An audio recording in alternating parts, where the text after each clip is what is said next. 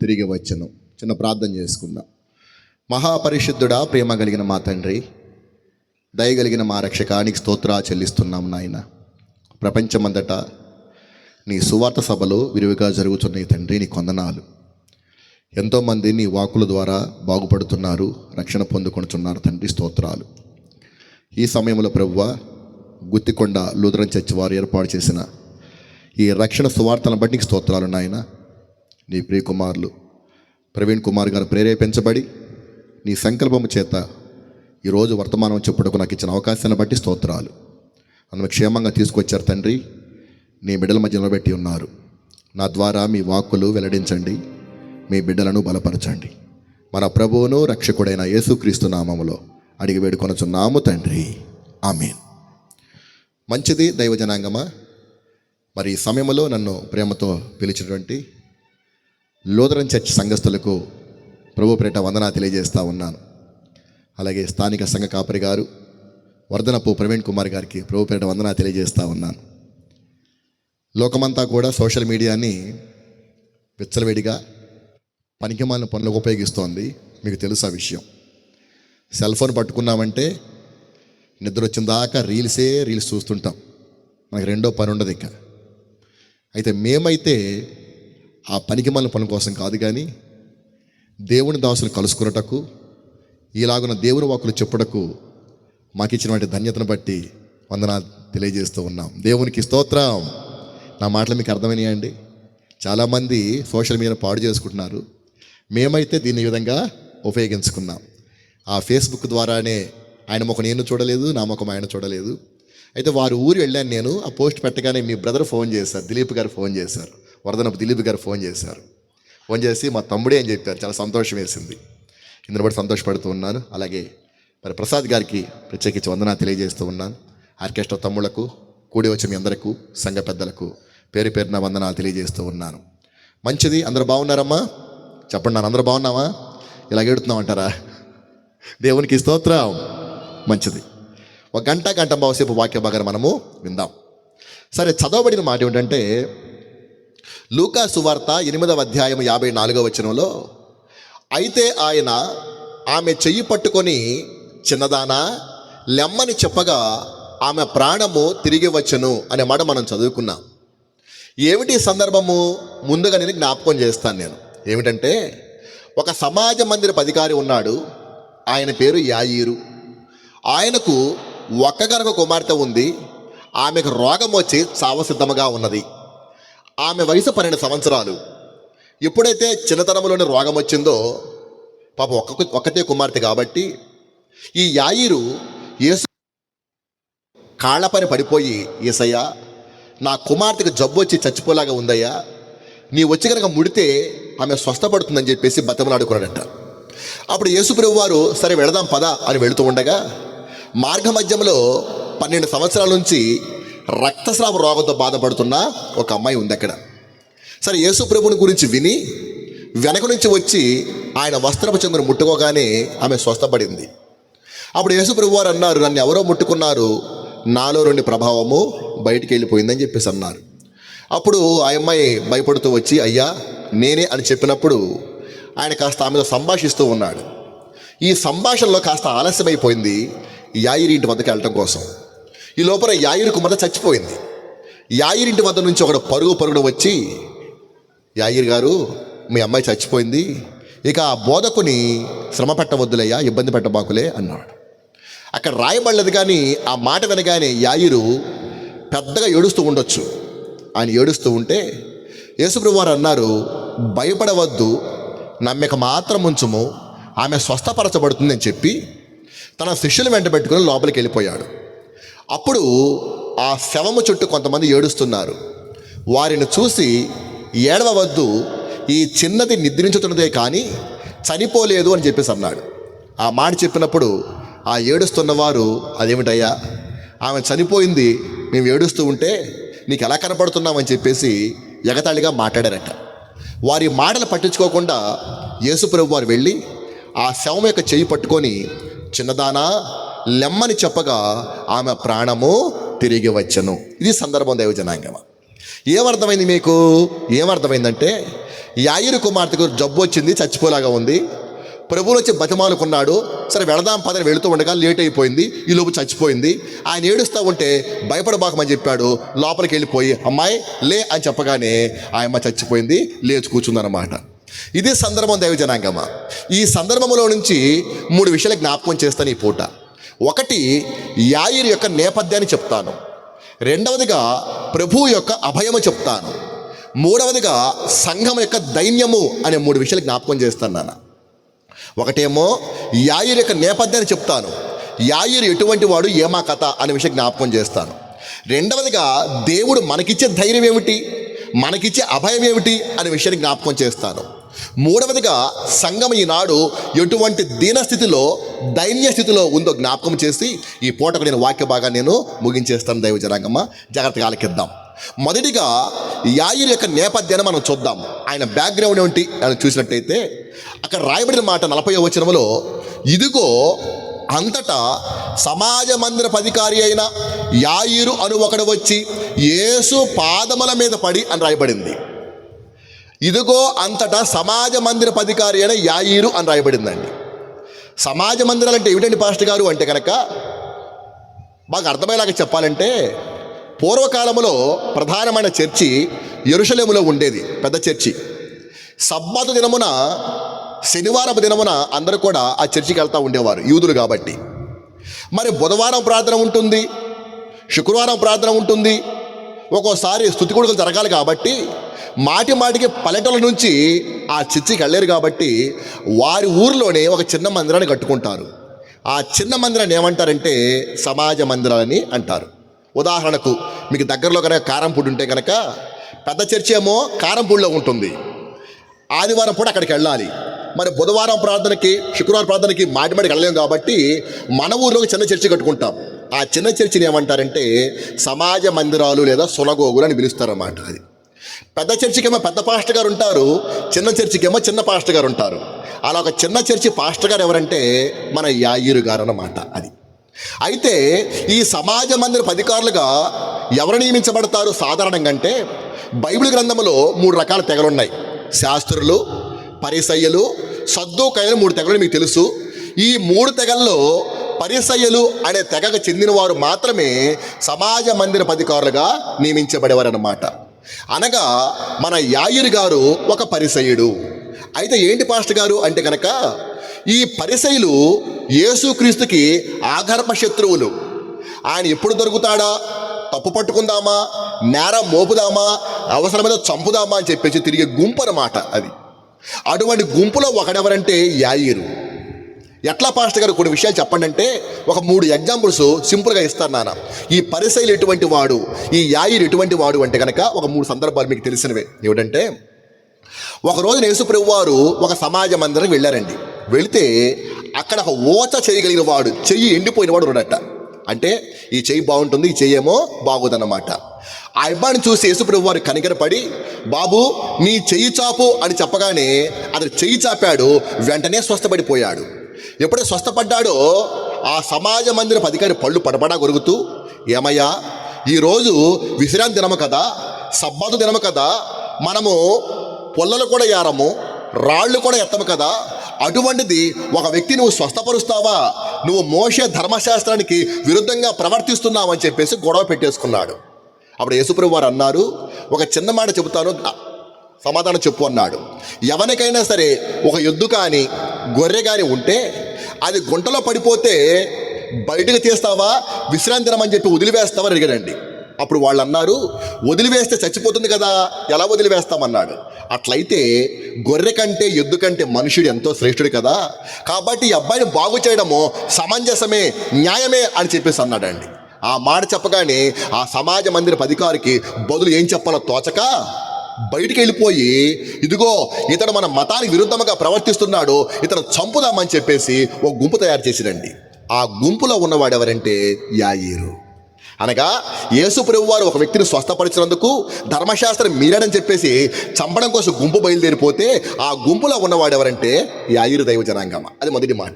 ఇక రెండో మాట ఏమిటంటే, యేసుప్రభువు వారు మరొక మారు సమాజ మందిరం వెళ్ళారండి. వెళితే అక్కడ ఒక అబ్బాయికి దయ్యం పట్టిందట. యేసు ప్రభు వారు చూచి ఆ దయ్యమా పారిపో అని చెప్పగానే, వదిలిపోమని చెప్పగానే ఆ దయ్యం వదిలిపోయింది.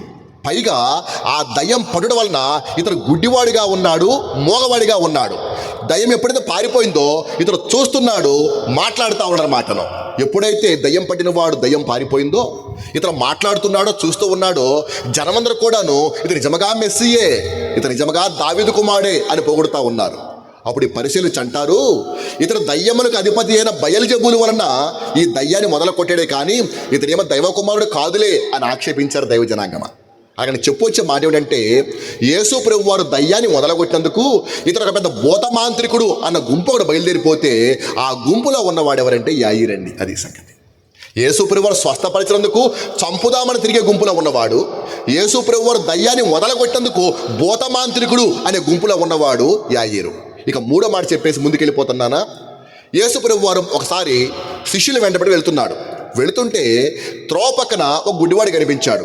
ఆ గుడ్డివాడిని చూసి శిష్యులు ప్రశ్న వేశారు, ప్రభువా, వీడు గుడ్డివాడే పుట్టడం కారణం ఏమిటి? వీడు పాపము చేసినా, వీని కన్న తల్లిదండ్రులు పాపము చేసిన అడిగారండి. వాళ్ళు అడగడానికి ఒక రీజన్ ఉంటుంది. ఏమిటంటే, యోధా సాంప్రదాయంలో తండ్రులు పాపము చేస్తే ఆ పాపము శాపంగా మారి పిల్లల మీదకి వస్తుందని చెప్పి నమ్మేవాళ్ళు అన్నమాట. మా తండ్రులు పాపము చేసి గతించిపోయిరి, వారి దోష శిక్షను మేము అనుభవిస్తున్నామని చెప్పేసి అన్నారు. అంటే తల్లి తండ్రులు చేసిన పాపము పిల్లల మీద శాపంగా వస్తుంది కాబట్టి ఆ పాపము శాపం వల్లనే నువ్వు గుడ్డివాడిగా పుట్టాడా అని అడిగారు.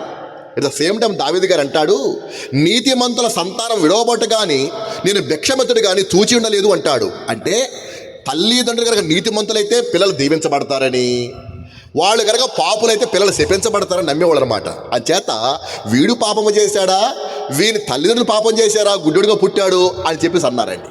అప్పుడు యేసుప్రభు వారు అన్నారు, వీడు పాపము చేయలేదు, వీని పేరెంట్స్ పాపము చేయలేదు, కానీ దేవుని యొక్క మహిమ బయలుపరచబడ్డ కోసమే గుడ్డివాడిగా పుట్టాడు అన్నాడు. నేల మీద ఉమ్మివేశాడు, బుర్ర చేశాడు, రెప్పలకు రాసి కడుక్కోమని చెప్పగానే అతను కడుక్కున్నాడు, చూపు వచ్చేసింది. ఎప్పుడైతే గుడ్డివాడి కళ్ళు తెరవబడ్డాయో అతను ఊళ్ళోకి వెళ్ళిపోయి నా కళ్ళు వచ్చినాయి, నాకు చూపు వచ్చింది అని గంతులు వేసుకుంటూ వెళ్తున్నాడు. జనం అడిగారు, ఎవరు తెరిచారని కళ్ళు అంటే, యేసు అని ఒక మనుషుడు నా కళ్ళు తెరిచాడు అని చెప్పేసి అనండి. అప్పుడు యేసు అని పేరు చెప్పగానే జనమంతా కూడా ఏసయంట్రా ఏసయంట్రా అని గొప్పగా చెప్పుకుంటున్నారు. ఈ లోపల ఏం జరిగిందంటే ఈ విషయం పరిశీలికి తెలిసిపోయిందండి. వారు వచ్చి, ఎరా బాబు, నువ్వు పుట్టు గుడ్డివాడువట, నీ కళ్ళు తెరవబడ్డాయట, ఎవరు తెరిచారు అన్నప్పుడు యేసు అని ఒక ప్రవక్త నా కళ్ళు తెరిచాడని చెప్పేసి అన్నాడు. ఆ మాట చెప్పగానే యేసు కళ్ళు తెరిచాడా, పుట్టు గుడ్డివారి కళ్ళు తెరిచాడా, ఇది ఆశ్చర్యం అని చెప్పేసి వాళ్ళకి నమ్మకం కుదరక వాళ్ళ అమ్మా నాన్నకి వెళ్ళిపోయి, అమ్మా నిజముగా మీ అబ్బాయి పుట్టు గుడ్డివాడేనా, వాడి కళ్ళు తెరవబడ్డాయా చెప్పండి అని గద్దించారు. అప్పుడు వీళ్ళు తప్పించుకోవడం ఏమన్నారంటే, అయ్యా వాస్తవానికి మరి వాడికే వయసు వచ్చింది, వాడిని అడగండి కళ్ళు వచ్చినాయో లేదో అని అడిగారన్నమాట. అప్పుడు వాళ్ళు వెనక్కి తిరిగి వచ్చేసి, ఎరా బాబు నిజంగా గుడ్డివాడవేనా, నీ కళ్ళు వచ్చినాయా, ఆయన తెరిచాడా అని గద్దించగానే అతనికి చికాకు పడిపోయి, ఏంటి ఇన్నిసార్లు అడుగుతున్నారు, కొంపదీసి మీరు కూడా ఆయన శిష్యులు అవ్వాలని ఆశపడుతున్నారు ఏమిటి అన్నాడండి.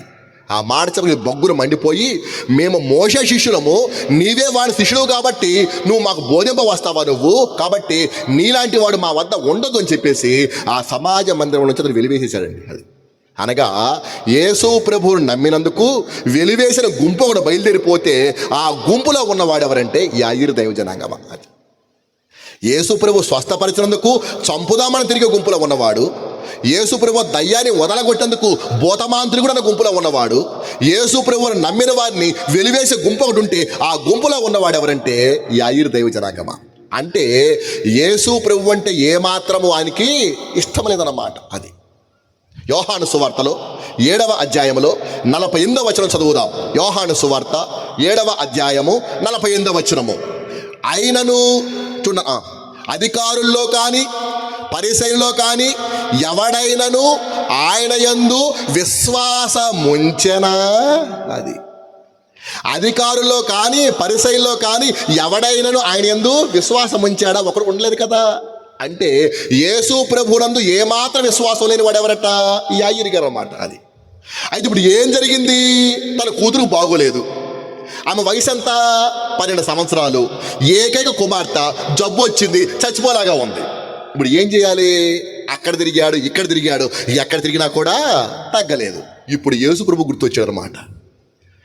ఆ స్వస్థపరచడం చూశాడు, దయ్యాన్ని వదలకుండా చూశాడు, ఈ గుడ్డివాడి కళ్ళు తెరవబట్టం కూడా చూశాడు.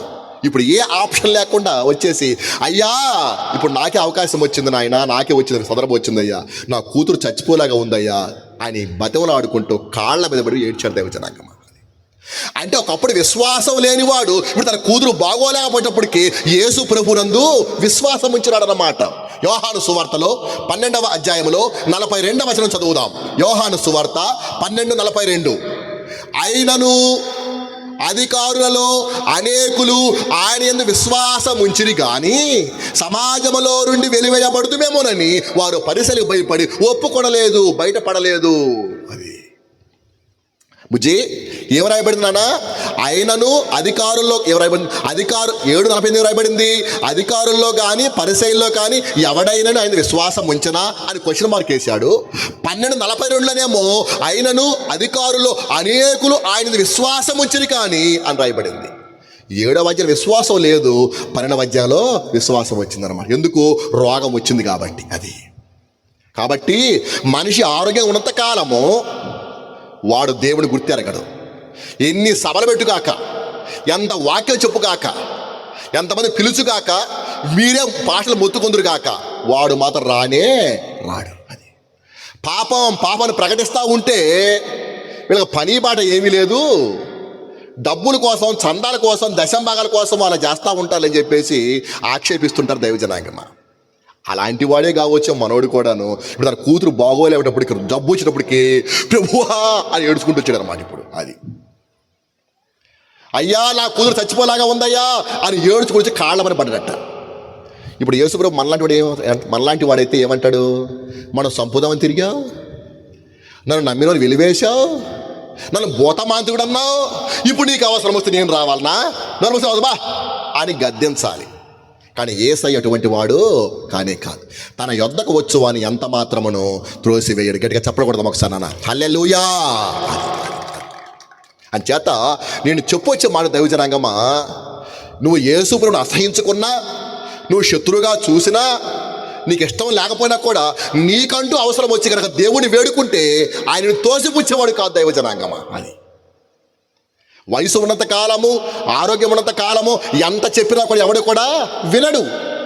కానీ ఒక సందర్భం వస్తుంది, ఆ సందర్భం వచ్చినప్పుడు నీ పరిస్థితి బాగోలేనప్పుడు యేసును కనుక నువ్వు అడిగితే ఆయన తోసిపుచ్చేవాడు కాదు అని చెప్పదలుచుకున్నాను నేను అంతా కూడా. అది నిన్ను ప్రేమించి నీ అవసరం ఏమిటో తీర్చే దేవుడు మన ప్రభు అయిన యేసయ్య. దేవునికి స్తోత్రం. అది కాబట్టి అటువంటి వాడు యాయిరు వచ్చేసి బతిలాడుకోగానే మనలాంటి వాడు కాదు కాబట్టి సరే వెళదాం పద అని చెప్పేసి అన్నాడండి. ఒక్క మాట కూడా అనలేదు.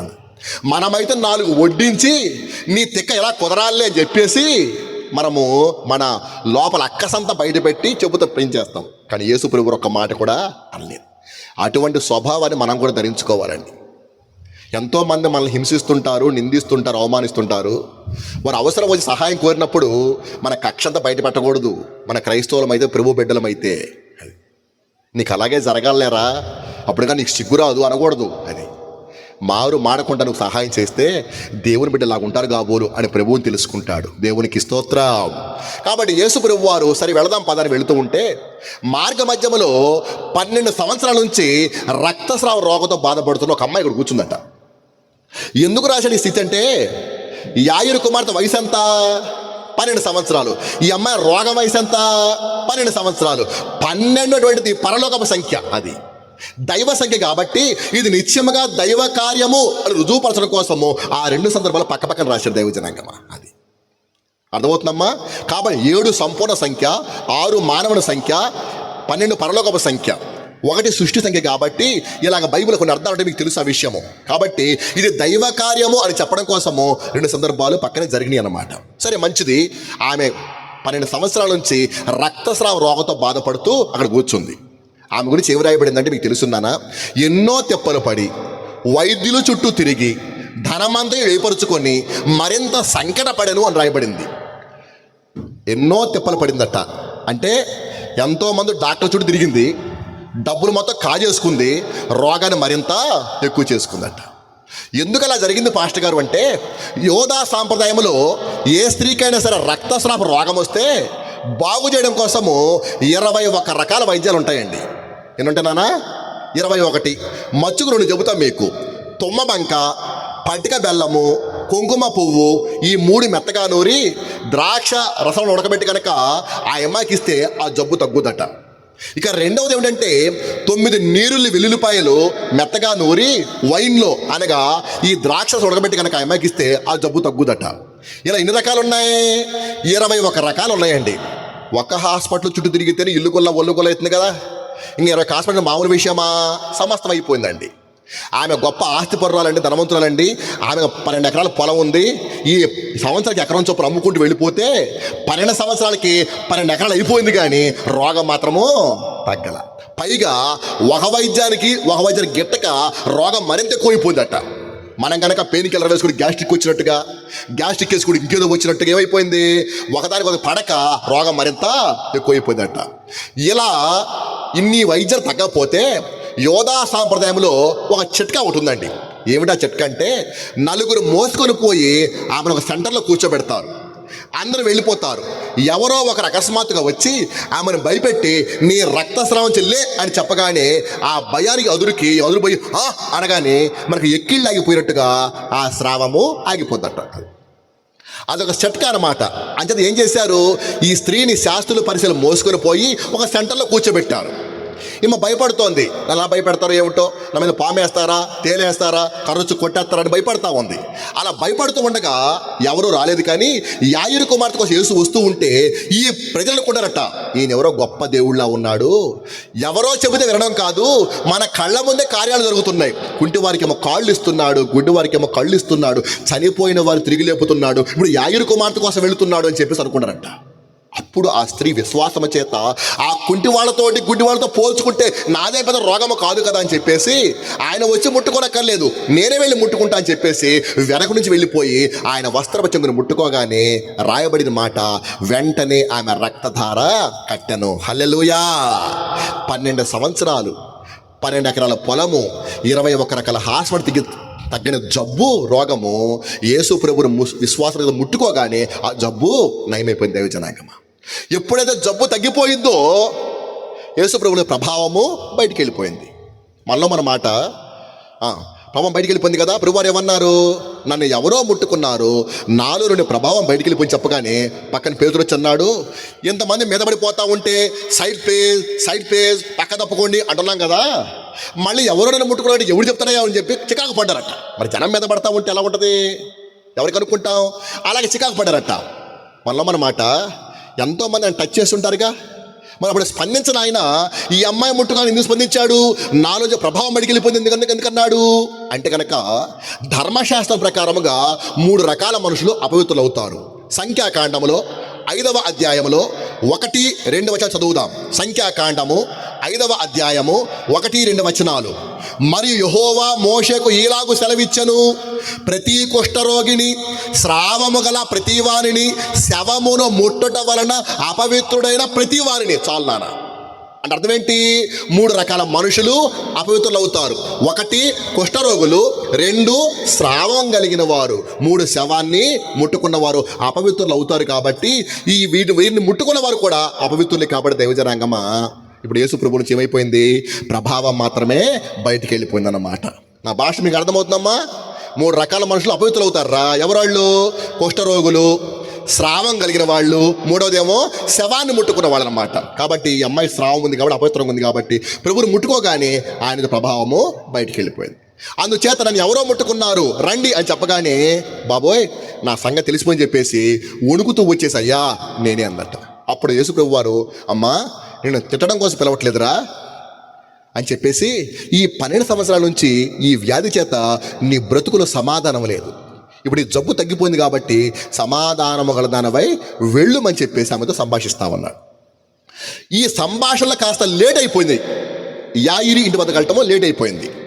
యాయిరు కుమార్తె చచ్చిపోయింది. యాయిరు ఇంటి వద్ద నుంచి ఒకడు వచ్చేసి, యాయిరు మీ అమ్మాయి చచ్చిపోయింది, నా పాస్టర్ గారు వదిలిపెట్టండి అన్నాడు. అని చెప్పగా నేను పెద్ద బోర్ ఏడుస్తూ ఉన్నాడు. యాయీరు ఏడుస్తూ యేసుప్రభు వారు అన్నారు, భయపడవద్దు, నమ్మిక మాత్రం ఉంచుము, ఆమె స్వస్థపరచబడుతుంది అన్నాడు. అనగా మన దేవుడు భయాల మధ్య అభయమిచ్చే దేవుడై ఉన్నాడు. దేవునికి స్తోత్రం. మన దేవుడు భయాల మధ్య అభయమిచ్చే దేవుడిగా ఉన్నాడు. దైవ జనాంగమా, ఏ భయాలు ఏమా కథ, ఆ మాట వచ్చే ముందుగా ఒక 2 ఎక్స్ట్రా భయాలు కూడా నేను జ్ఞాపకం చేస్తాను. భయము చెందకు భక్తుడా, ఈ మాయాలోక ఛాయాలు చూచినప్పుడు. చప్పలు కొట్టండి, పాట రాకపోయిందిలే. భయము చెందకు భక్తుడా, ఈ మాయాలోక ఛాయాలు చూచినప్పుడు. భయము చెందకు నీవు, దిగులు చెందకు నీవు,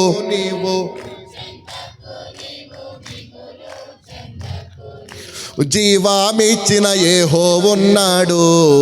ఓ భక్తుడా, ప్రాణం పెట్టిన యేసయ్య ఉన్నాడు.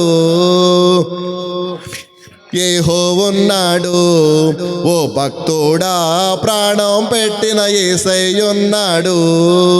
భయము చెందకు భక్తుడా, ఈ మాయాలోక ఛాయాలు చూచినప్పుడు. హల్లెలూయా. చేతులు పైకెత్తాం. సరే, హల్లెలూయా. హల్లెలూయా. నిద్రొస్తుందమ్మా బాగా? నిద్రలేదు కదా? Very good. అది కాస్త వినండి, కొద్దిసేపు వాక్య భాగాన్ని ముగించేస్తానమ్మా. అమ్మా, కాబట్టి దైవజనాంగమా, భయపడవద్దు, నమ్మిక మాత్రము ఉంచమని చెప్పేసి అన్నాడు. మన దేవుడు భయాల మధ్య అభయం ఇచ్చే దేవుడిగా ఉన్నాడు దైవజనాంగమా. అయితే ఆ సందర్భం చెప్పే ముందుగా ఒక 2 విషయాలు జ్ఞాపకం చేస్తాను. మనిషికి మళ్ళీ వస్తారా, లేచి వెళ్ళిపోతుంటారు అలాగా? మళ్ళీ వస్తారా? ఓకే ఓకే, పర్లేదు. అయితే మన ఏరియాలో జబ్బు అది. వాళ్ళు నిద్రొస్తేనేమో వెళ్ళిపోతారన్నమాట. ఇంటికి వెళ్ళి టీవీసీలు పెడితే మాత్రం తెల్లారు చూస్తూనే ఉంటారు. దేవునికి స్తోత్రం. కాడికి కొద్దిసేపు ఉండండిరా, ముగించేస్తాను, మీకు నిద్ర రాకముందు ముగిస్తానులే, ఇబ్బంది లేదు. కాబట్టి మన దేవుడు భయాల మధ్య అభయం ఇచ్చే దేవుడై ఉన్నాడు. అది ఏ భయాలండి పాస్టర్ గారు అంటే కనుక 3 భయాలకు జ్ఞాపకం చేస్తాను. 1 బ్రతుకు భయము, 2 శత్రు భయము, 3వదిగా మరణ భయము. దేవునికి స్తోత్రం. 1 బ్రతుకు భయము అనండి ఒకసారి గట్టిగా, బ్రతుకు భయము, శత్రు భయము, మరణ భయము. అది ఈ 3 భయాలతోటి కొట్టు మెట్టాడుతూ ఉంటాడు. కాబట్టి దేవుడు అంటున్నాడు, భయపడవద్దు, నమ్మిక మాత్రం ఉంచుము, నీ భయాలు మాత్రం నేను తీరుస్తాను అని చెప్తున్నాడు దైవజనాంగం. అది ఎలా పాస్టర్ గారు, ఏమా కథని జ్ఞాపకం చేస్తాను. మొట్టమొదటి నేను బ్రతుకు భయాన్ని గురించి నేను ప్రస్తావిస్తాను.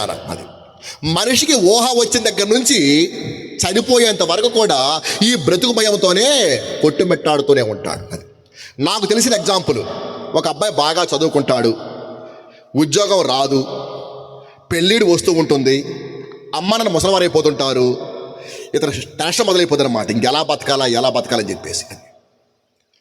కాలక్రమంలో ఎవరినో ఒకరు అంటగట్టేశాం, పెళ్లి చేసుకున్నాడు, వాళ్ళ పిల్లలు కలిగినారు, ఈ లోపల ఏదో ఒకటి అయ్యింది, మొత్తానికి ఇల్లు గొల్లు కట్టుకున్నాడు, అప్పులు అయిపోయినాయి, ఈ అప్పులు తీరవాలి భయపడిపోతుంటాడు. కాలక్రమంలో ముసలివాళ్ళు అయిపోయారు, వాళ్ళ పిల్లలు కూడా పెద్దవాళ్ళు అయిపోయారు. ఇప్పుడు నన్ను కోడలు చూద్దా, కొడుకు అన్నం పెడతారా అని భయం అన్నమాట. అది నీకు భయం లేనిది ఎప్పుడు? ఊహ వచ్చిన దగ్గర నుంచి చచ్చిపోయేంత వరకు నీ బ్రతుకు భయంతో కొట్టుబెట్టాడుతూనే ఉంటున్నావు అన్నమాట. అయితే దేవుడు అంటున్నాడు, భయపడవద్దు, నమ్మిక మాత్రం ఉంచుము, నీ బ్రతుకు భయాన్ని నేను తీరుస్తానంటున్నాడు. ఎట్లా తీరుస్తారు పాస్టర్ గారు? 1 కోటి రూపాయలు మూట నెత్తిమీద ఎత్తాడా రాత్రిపూట ఏమన్నా? అదేం కాదు. బైబిల్ గ్రంథంలో ఒక కండిషన్ ఉంటుంది, ఆ కండిషన్ పాటిస్తే దేవుడు తప్పక ఆ వాగ్దానం నెరవేరుస్తారన్నమాట. అట్లయితే మరి బ్రతుకు భయం కావాలంటే ఏం చెప్పాడు పాస్టర్ గారు? మత్తయి సువార్తలో 6వ అధ్యాయంలో 31వ వచనం చదువుదాం, మీకు తెలిసిన మాటలే. మత్తయి సువార్త 6:31. కాబట్టి ఏమి తిందుమో, ఏమి త్రాగుదుమో, ఏమి ధరించుకుందుమో అని చింతింపకుడి, అన్యజనులు వీటన్నిటి విషయమై విచారింతురు, ఇవన్నీ మీకు కావాలనని మీ పరలోకపు తండ్రికి తెలియను. కాబట్టి నీతిని, ఆయన రాజ్యమును మొదట వెదకుడి, అప్పుడు అవన్నీ మీకు అనుగ్రహించబడును. చాలమ్మా. అది ఎంత గొప్ప వాగ్దానం అండి. కొండపైన 3 రోజుల ప్రసంగములో అద్భుతమైన మాట, మనకు ఊరట కలిగించే మాట ఏమిటంటే, ఏమి తిందుమా, ఏమి త్రాగుదమా, ఏమి ధరించుకుందుమా, ఇదే కదా సంతా. దేనికోసం ప్రయాసం మానవునికి? తినటానికి ఏమి తిందుమా, ఏమి త్రాగుదమా, ఏమి ధరించుకుందామని ప్రయాసపడుతూ ఉంటాడు. అయితే ఇలాగ చింతించే వాళ్ళు, భయపడే వాళ్ళు ఎవరట? అన్యజనులు. ఎందుకని? వాళ్ళకు నిరీక్షణ ఏమి లేదు, వాళ్ళ కోసం ఎవరూ లేరు. అయితే మన కోసం అయితే మన పరలోకపు తండ్రి ఉన్నాడు, అవన్నీ మనకిస్తాడు.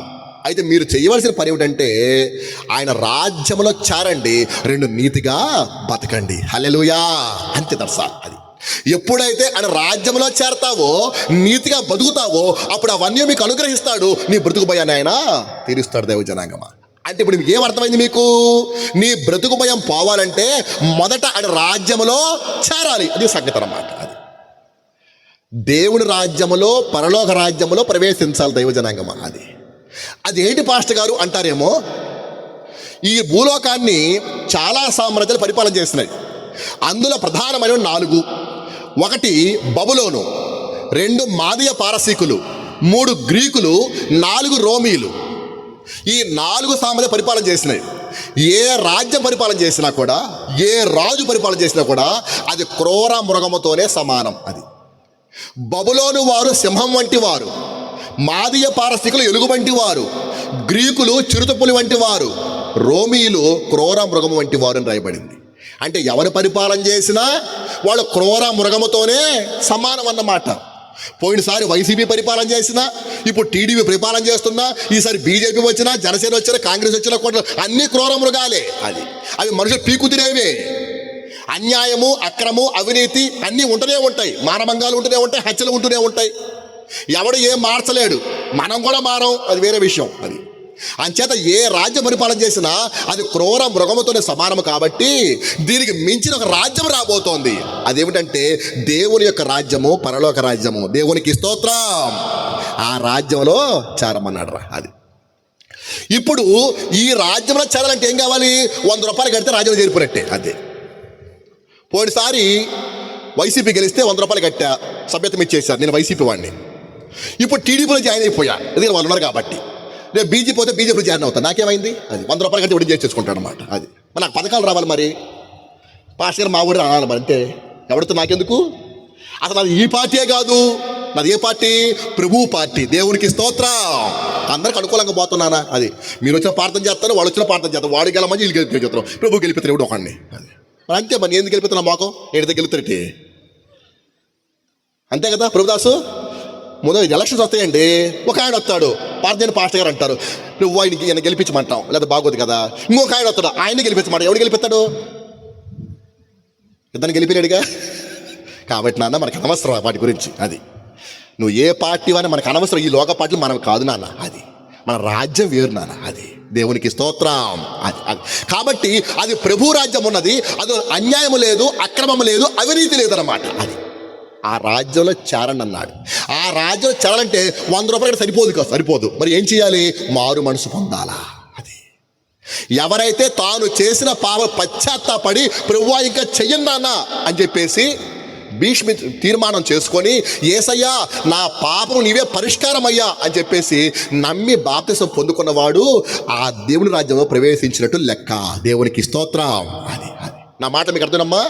నీ పాపములకు పశ్చాత్తాపడి ఇంకా చెయ్యను అని తీర్మానం చేసుకొని, ప్రభువా నా పాపములు క్షమించే దేవుడు నీవే అని యేసుని విశ్వాసం ఉంచి ఎవడైతే బాప్తిసం పొందుకుంటాడో వాడు దేవుని రాజ్యంలో ప్రవేశించినట్టు లెక్క. అంతే అన్నమాట. అది చాలామంది మందిరానికి వస్తుంటారు, సపోర్ట్ చేస్తూ ఉంటారు, పరిచయం కూడా చేస్తూ ఉంటారు.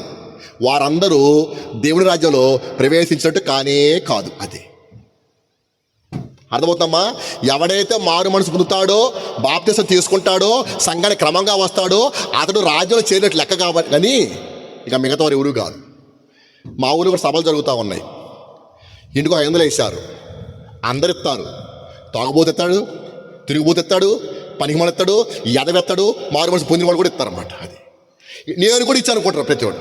వాళ్ళు ఎవడు పరలోక రాజ్యంలో ఉన్నాడు ఎవడు. అది ఎవడైతే మారు మనసు పొందుతాడో, మళ్ళీ పాపము చేయని తీర్మానం తీసుకుంటాడో, బాప్తిసం తీసుకుంటాడో అతడు పరలోక రాజ్యములో ప్రవేశించినట్లు లెక్క. దేవునికి స్తోత్రం. మరి మిగతా వారు ఏమిటి? వాళ్ళు సానుభూతి పరులు అన్నమాట. అంతే. కేవలం సానుభూతి పరులు మాత్రమే వాళ్ళు చేరినట్టు కాదనమాట. ఒక చిన్న విషయం మీకు జ్ఞాపకం చేస్తాను. ఒక 2 ఏళ్ల కిందట మా పెద్దోడు సెకండ్ క్లాస్, మా పిల్లలు వచ్చారులేండి ఈ ఏరియా అని చెప్పేసి, ఇప్పుడు చూడని చెప్పి వచ్చారులేండి. మా పెద్దోడు సెకండ్ క్లాస్ చదువుతున్నాడు. అప్పుడు మా చిన్నోడు ఇంకా స్కూల్లో జాయిన్ అవుతుంది బుజ్జి. మా పెద్దవాడు స్కూల్కి వెళ్ళేటప్పుడు టచ్ చేస్తాడు, టై కట్టుకుంటాడు, షూ వేసుకొని బ్యాగ్ వేసుకొని అట్టహాసంగా వెళ్ళిపోతాడు. అది చూసి మా చిన్నోడు అన్నాడు, డాడీ అవన్నీ నాకు కొనిపెట్టమని చెప్పేసి అన్నాడు. నీకెందులో స్కూల్లో జాయిన్ అవుతుంది కదా అంటే, నాకు కుదరదు అని చెప్పేసి నన్ను ఏముకు తినేసి కొనిపించేసుకున్నాడు. ఇప్పుడు వాడు స్కూల్కి వెళ్ళాడు, వీడు కూడా స్కూల్కి వెళ్ళాడు. ఇప్పుడు గవర్నమెంట్ ఎగ్జామ్స్ పెడితే పెద్ద అబ్బాయికి పెడతారా, చిన్న అబ్బాయికి పెడతారా? చిన్న అబ్బాయికి ఎట్రా? వాడికి టక్ ఉంది, వాడికి టై ఉంది, వాడికి షూ ఉంది, బ్యాగ్ ఉంది, ఏమీ లేదు, స్కూల్లో పేరు లేదన్నమాట. అంతే దర్శాలు అది. అలాగే నువ్వు చర్చికి వస్తున్నావు, పాటలు పాడుతున్నావు, సందా కూడా ఇస్తున్నావు, యేసుబాబు నాకు చాలా ఇష్టం అన్నావు, పాటలు చేసుకుంటూ తప్పితే మా చిన్నోడు సాగుతారు అన్నమాట. అంతే నువ్వు కూడా అది. కాబట్టి అయ్యలారా, రోజులు బాగోలేవు నాయన. ఎవరిప్పుడు చచ్చిపోతున్నారో తెలియట్లేదయ్యా. అది దానికోసం ఈ రక్షణ సువార్త సభలు. అది నువ్వు మార్పు చెందుతావని, పరలోకం వెళ్ళాలని పాస్టర్ గారు మంచి తీర్మానం చేసుకుని ఇద్దరు కూడాను సువార్త ప్రకటింపజేస్తే ఒక ఆత్మని రక్షించబడకపోతుందా అని ప్రేమ కలిగి ఈ సభలు ఏర్పాటు చేశారు. అయ్యా ఎంతోమంది మైకు ద్వారా వింటున్నారు. 16 సంవత్సరాలపై గుండెపోటట, 9 ఏళ్ళపై చచ్చిపోయాడట, రకరకాలుగా మనుషులు చచ్చిపోతూ ఉన్నారు. ఎప్పుడు చచ్చిపోతా మనకి తెలియదు. నరసరావుపేట వెళ్ళి క్షేమంగా తిరిగి వస్తామని గ్యారెంటీ ఏమీ కూడా లేదు. మంచం మీద క్షేమంగా తిరిగి లేస్తామన్నట్టు లేదు. నిద్రలో చచ్చిపోయి చాలామంది కూడా ఉన్నారు. కాబట్టి మిమ్మల్ని బతిమలాడుకుంటున్నాను దైవ జనాంగమా, ఇంకా ఎవరు మారు మనసు పొందకపోతే కనుక, పశ్చాత్తాప పడకపోతే కనుక, బాప్తిసం పొందకపోతే కనుక, ఇదే రక్షణ దినము, ఇదే మిక్కిలి అనుకూల సమయము. నీకు నీవు తీర్మానం చేసుకో. లేకపోతే కనుక నువ్వు ప్రభురాజ్యం ఉండలేవు. ప్రభురాజ్యం లేకపోతే కనుక నీకు నరకమే గతి. అంతే. నాకు సంబంధం లేదు అని అంటే కుదిరే పని కాదు. ఆయన సార్వభౌముడు కాబట్టి ఉంటే పరలోకంలన్నా ఉండాలి, నరకంలన్నా ఉండాలి. 2 ఆప్షన్స్ ఉంటాయి అంతే. అది ఆ నరకములో యుగ యుగాలు ఏడుపు ఉంటారు దైవ జనాంగం. అది వచ్చిన మాట జ్ఞాపకం చేస్తాను. పాస్టర్ గారు ఎవరు వచ్చినా కూడా నరకం నరకుంటారు కదా, ఆ నరకం ఎలాగుంటుంది అంటారేమో. వచ్చిన మాట జ్ఞాపకం చేసి పాయింట్లోకి వెళ్ళిపోతాను రా. మనం గనక చెల్లి సముద్రం నిల్చుంటే కణుచూ మేరలో నీళ్ళు ఎలా కనపడతాయో, ఈ నరకం ఒకటి నిల్చుంటేట కణుచూ మేరలో మంటలు కనపడతాయంట. కొన్నేమో ర్యాష్ ఫైర్, కొన్నేమో సైలెంట్ ఫైర్, కొన్ని బగబగా మణుతూ ఉంటాయి, కొన్ని మామూలుగా మణుతూ ఉంటాయి అన్నమాట. ఒక వ్యక్తి పాపం చేసిన వారికి దేవుడు తీర్పు తీర్చి దూతకు అప్పగిస్తే ఆ దూత వెళ్ళిపోయి ఆ మంటల్లోకి ఆ పాపిని విసిరి కొడతారంట. ఎప్పుడైతే విసిరి కొడతారో అతని చుట్టూ ఒక వలయము, ఒక గది ఏర్పడుతుందట అండి. ఒక గది ఏర్పడుతున్నాడు చుట్టూత. ఎందుకు? అతడు ఒంటరిగా ఉండాలి. ఎందుకు అందరూ ఒంటరిగా ఉండాలి? మనిషికి ఒంటరితనమే నరకం అన్నమాట. అది ఉదాహరణ చెప్తాను రా. సపోజు నేను నరకానికి వెళ్ళను, నాకు ఆ తీర్మానం నాకుంది, నా నిశ్చిత నాకుంది. నా కల్లో నరకానికి వెళ్ళాను, మీరు కూడా వచ్చారు. అప్పుడు ఎలా ఉంటుంది? అక్క నువ్వు వచ్చావా, నేను వచ్చాను, నీది తినాలే నాది అని చెప్పేసి మనం అందరు కలిసి మీటింగ్ పెడతాం అక్కడ. అది నరకం లాగా ఉంటుందా? ఎందుకంటే మన బ్యాచ్ మొత్తం అక్కడే ఉంది కదా, మన బాబాయిల పిల్లలు మొత్తం అక్కడే ఉండరు కదా, ఇక నరకం లాగా ఎందుకు ఉంటుంది? అలా కాదు. నువ్వు ఒక్కదానివే ఉంటే, నువ్వు ఒక్కడివే ఉంటే, నీకెవరో కనపడకపోతే అమ్మో ఆ ఊహే భయంకరం మాట. అది ఉదాహరణ చెప్తాను. నేను ప్రతి నెల తెలంగాణ ఖమ్మంలో క్లాసులు చెప్తా ఉంటాను, బైబిల్ క్లాస్ చెప్తా ఉంటాను. ఆ పాస్టర్ గారికి 3 స్టేర్ బిల్డింగ్ ఉంది, 3 అంతస్తుల భవనం ఉంది. ప్రతిసారి వెళ్ళినప్పుడు ఆ 3 అంతస్తులు నాకు ఇస్తాడు. ఫస్ట్ ఫ్లోర్ అనేమో క్లాస్ జరుగుతుందన్నమాట. నేను నైట్ అంతా ప్రయాణం చేసి ఉంటే అయ్యగారు ఏమంటారంటే, అయ్యగారు మీరు 9 దాకా పడుకొని ఫ్రెష్ అప్ అయి 10 గంటల క్లాస్కి వచ్చామంట. అంతకుముందు డిసెంబర్లో అలాగే వెళ్ళా. పాస్టర్ గారు అన్నారు మీరు పైన రెస్ట్ తీసుకోండి, 9:30 దాకా ఉండి క్లాస్కి వచ్చామని చెప్పేసి అన్నారు. నేను 9 దాకా పడుకున్నాను, లేచాను, స్నానం చేశాను, బయటకు వస్తా ఉంటే ఆ బాత్రూమ్ డోరు ఇలా వేసేది కాదు, గొళ్ళె వేసేది కాదు, ఇలా తిప్పేది అనమాట. అది లాక్ అయిపోయింది. ఇక అలా తిప్పాను, ఎలా తిప్పాను కానీ నా చేతులు ఎప్పుడు పడుతున్నాయి కానీ అది మాత్రం రావట్లా. ఇక చిన్నగా చెమట పట్టుకొస్తాయి అనమాట. అది బాత్రూమ్ ఎంతకాలం ఉంటాయి, ఎంత చెప్పంటాం బుజ్జి? నా తెలియక అడుగుతా, బాత్రూమ్ ఎంత చెప్పుంటాం? చిన్న గది అయిపోయా, బాత్రూమ్ అయిపోయిగా. పోనీ కేకలు పెట్టినా కూడా కింద స్టేజ్లో ఉన్న పాస్టర్ గారు నేను పైన ఉంటిని, ఆ కేకలు వినపట్టలేదు. పోనీ కిందికి దూకుదామంటేనేమో 3 అంతస్తులో ఉంటిని. ఇంకా ఏం చేయాలా అని చెప్పేసి ఆ కాలుగల పిల్లలు తిరుగుతూ ఉంటే, మనం ఇప్పుడు ఎక్కడికి వెళ్ళిపోయి సెల్ ఫోన్ పట్టుకుపోతున్నాగా. ఆ రోజు బాత్రూమ్ కూడా సెల్ ఫోన్ పట్టుకుపోయి ఎందుకో అమ్మాయి సెల్ ఉందని చెప్పేసి టకటక నొక్కేసి, అయ్యగారు ఇక్కడ లాక్ అయిపోయానంటే ఆయన అంటాడు, నేను మీకోసం ప్రార్థన చేస్తాను అంటాడు అనమాట. ఆయన ఆయన జోకులు ఎత్తనమాటను.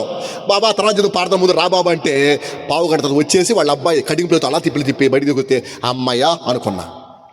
10 ఖమ్మం నడిబొడ్లో ఉన్నాను, గంటకైనా బయటకు వస్తాను. అలాంటిది 15 నిమిషాలే నా గుండె దడదలాడిపోతే నువ్వు అసలు బయటికి రావురా బాబు, నీకు ఎవడు కనపడ్డావు, అగ్ని ఆరదో పురుగు సావదంటే నీ స్థితి ఏంటి దైవ జనాంగమా? ఆ మాట చెప్పడం కోసము యేసు ప్రభు దిగొచ్చాడు. అది ఎందుకని? ప్రవీణ్ గారు చెబితే వింటల్లా, ప్రసాద్ గారు చెబితే వింటల్లా, మరి ఎవరు చెబితే వింటారు? దాన్ని తయారు చేసి వాడు చెబితే వింటారని చెప్పి ఆయన దిగొచ్చాడు ప్రభుజీ. అది నేను నమ్మను అన్నామనుకోండి, నీ ఇష్టం, ఇంకా పోతాం అంతవరకే. అది ఆ మాట మీకు అర్థమవుతుందమ్మా? ఈయన చూశాడా, ఈయన బాబు చూశాడా అని అనుకోండి, ఓకే మేము చూడలేదు, సరే మేము నమ్మాము, విశ్వసించాము, పరలోక రాజ్యంలో ఉన్నాం. నువ్వు విశ్వసించలేదు అనుకోండి, రేపు పొద్దున తయారు చేసిన వాడు చెప్పిన వినలేదు కాబట్టి ఆ నరకలు కాలుతున్నప్పుడు ఆ ధనవంతులాగా తండ్రి అయిన అబ్రహామా అని కేకేసిన ఉపయోగం ఉంటున్నాను. కాబట్టి ఎందుకు బతిమాలుకుంటున్నా, బంధుకు బామాలుకుంటున్నాడు దైవ జనాంగమా? నువ్వు నశించిపోకూడదనే, నరకంలో ఉండకూడదనే. కాబట్టి నేడు అను దినం ఉండగానే, సమయం ఉండగానే నువ్వు మారు మనసు పొంది పశ్చాత్తాపడి బాప్తిసం తీసుకున్నట్టయితే, సంఘాన్ని క్రమంగా వస్తున్నట్టయితే నువ్వు పరలోక రాజ్యంలో ఉంటావు. దేవునికి స్తోత్రం. అది అర్థమవుతమ్మా? కాబట్టి బాప్తిసం తీసుకున్నవాడు దేవుని రాజ్యంలో ప్రవేశించినట్టు లెక్క. ఇప్పుడు నెక్స్ట్ ఏం చేయాలి? నీతిగా బతకాలి. అది ఒకటేమో రాజ్యంలో చేరాలి, రెండోదేమో నీతిగా బతకాలి దైవ జనాంగం. అది ఎవరు నీతిమంతుడు అంటే కనుక ఒక చిన్న ఎగ్జాంపుల్ ఇస్తాను ప్రభుజీ, మీరు చెప్పండి. నాన్న ప్రార్థన చేయడం కోసం ఇద్దరు వెళ్ళారట, ప్రార్థన చేయడం కోసం ఇద్దరు వెళ్ళారట. ఒకడేమో పరిసయుడు, రెండో వాడేమో చెప్పండి నాన్న సొంకరి. మీకు తెలిసిన మాటలే కదా రాబుజీ. ఒకడు పరిసయుడు, రెండో వాడేమో సొంకరి. పరిసయుడు చర్చి లోపలికి వెళ్ళి కన్నులు తెరిచి ఎలా పైకైతే ప్రార్థన చేస్తారు, వాళ్ళ స్టైల్ అది. దేవా, నేను అన్యాస్తుని కాదు, నేను దొంగని కాదు, నేను వ్యభిచారిని కాదు, ఇదిగో ఈ సొంకర్లాగా ధర్మశాస్త్రం మీరేమని కాదు, నేను వారానికి 2 సార్లు ఉపవాసం ఉంటున్నా, నా సంపాదన యావత్ దశంభాగం ఇస్తున్నా. వాళ్ళు సోమవారం గురువారం ఉపవాసం ఉంటారు యూదులు. అది నా సంపాదన యావత్ దశంభాగం ఇస్తున్నా, వారం 2 సార్లు ఉపవాసం ఉంటున్నా అని చెప్పి 6 ముక్కలు ప్రార్థన చేసిరండి. అది ఎవరో పరిసయ్యుడు. ఇంక రెండోవాడు బుజ్జి సొంకరి. ఆకాశం వైపు కన్నులెత్తుటకైనను ధైర్యం చాలక రొమ్ము కొట్టుకొనొచ్చు, దేవా పాపినైనా నన్ను కరుణించయ్యా అని కేకలేశాడు. ఒక ముక్క ప్రార్థనే. అది అతనేమో 6 ముక్కల ప్రార్థన, ఇతనిదేమో ఒక ముక్క ప్రార్థన. వీళ్ళిద్దరిలో నీతిమంతుడు ఎవరంటావు బుజ్జి? పరిసయ్యుడా సొంకరా? సొంకరే అంటావా?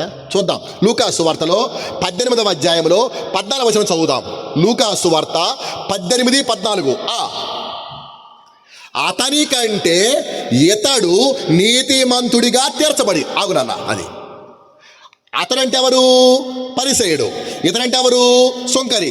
పరిసయ్యుని కంటే సొంకరి నీతిమంతుడిగా తీర్చబడి అని రాయబడింది.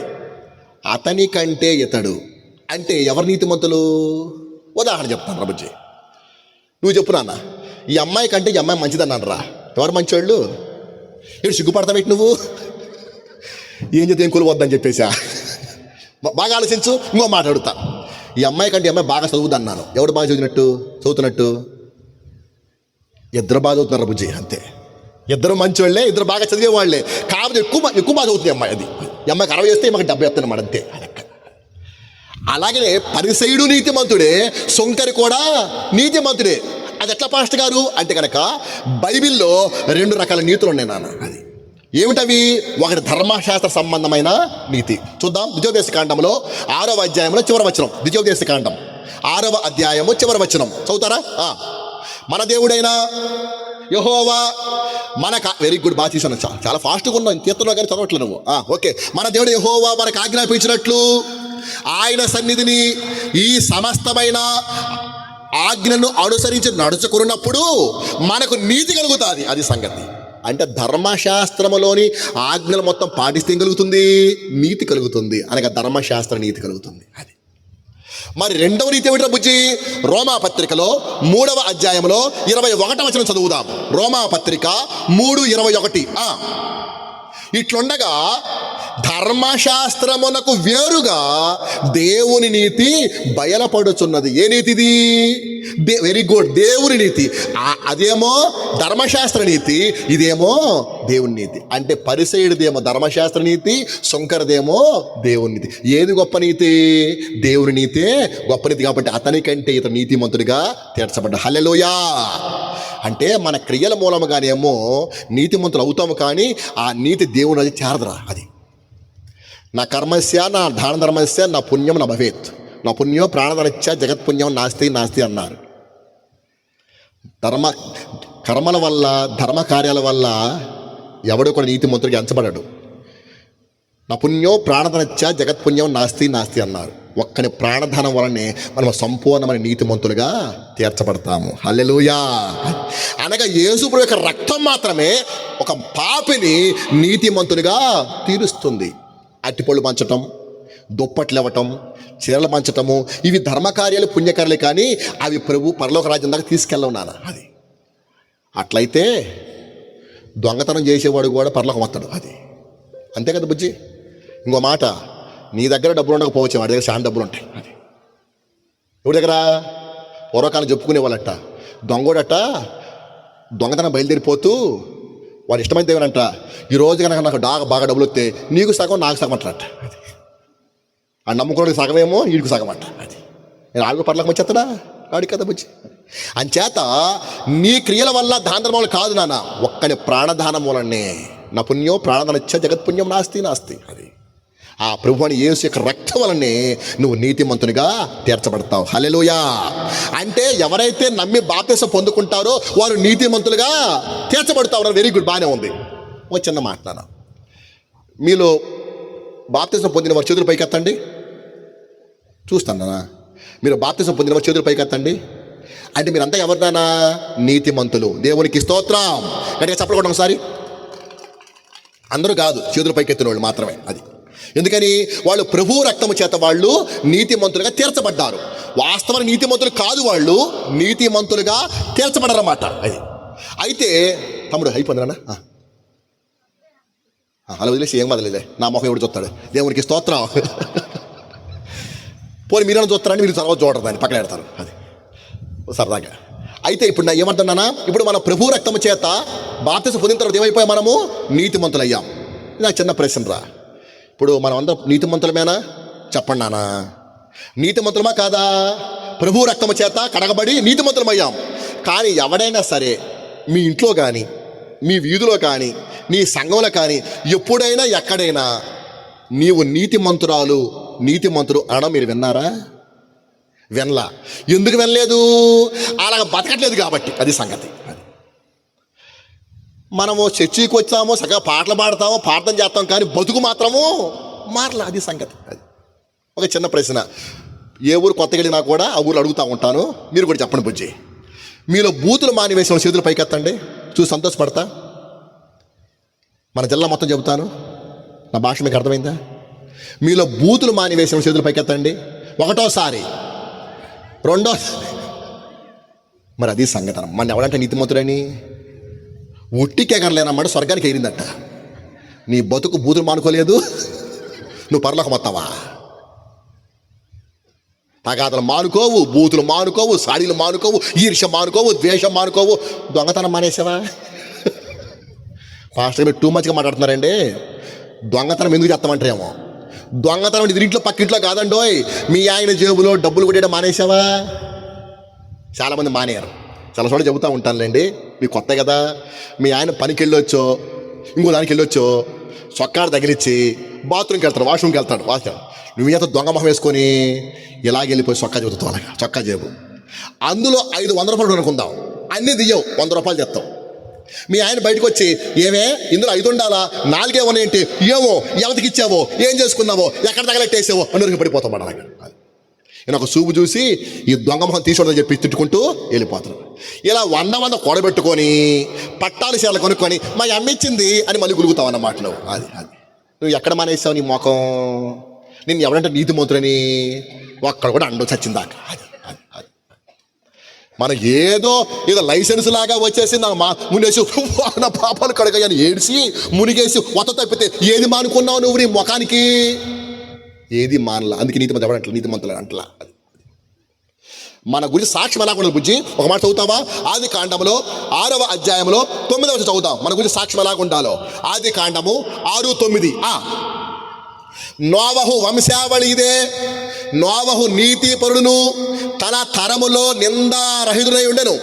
నోవహు దేవునితో కూడా నడిచిన వాడు. బుజ్జి ఆగునా? అది ఏం రాయబడిందమ్మ? మొట్టమొట్ట నోవహు వంశావళి ఇదే, నీతిపరుడు, నిందారహితుడు, దేవునితో కూడా నడిచినవాడు అంతే రాయబడింది.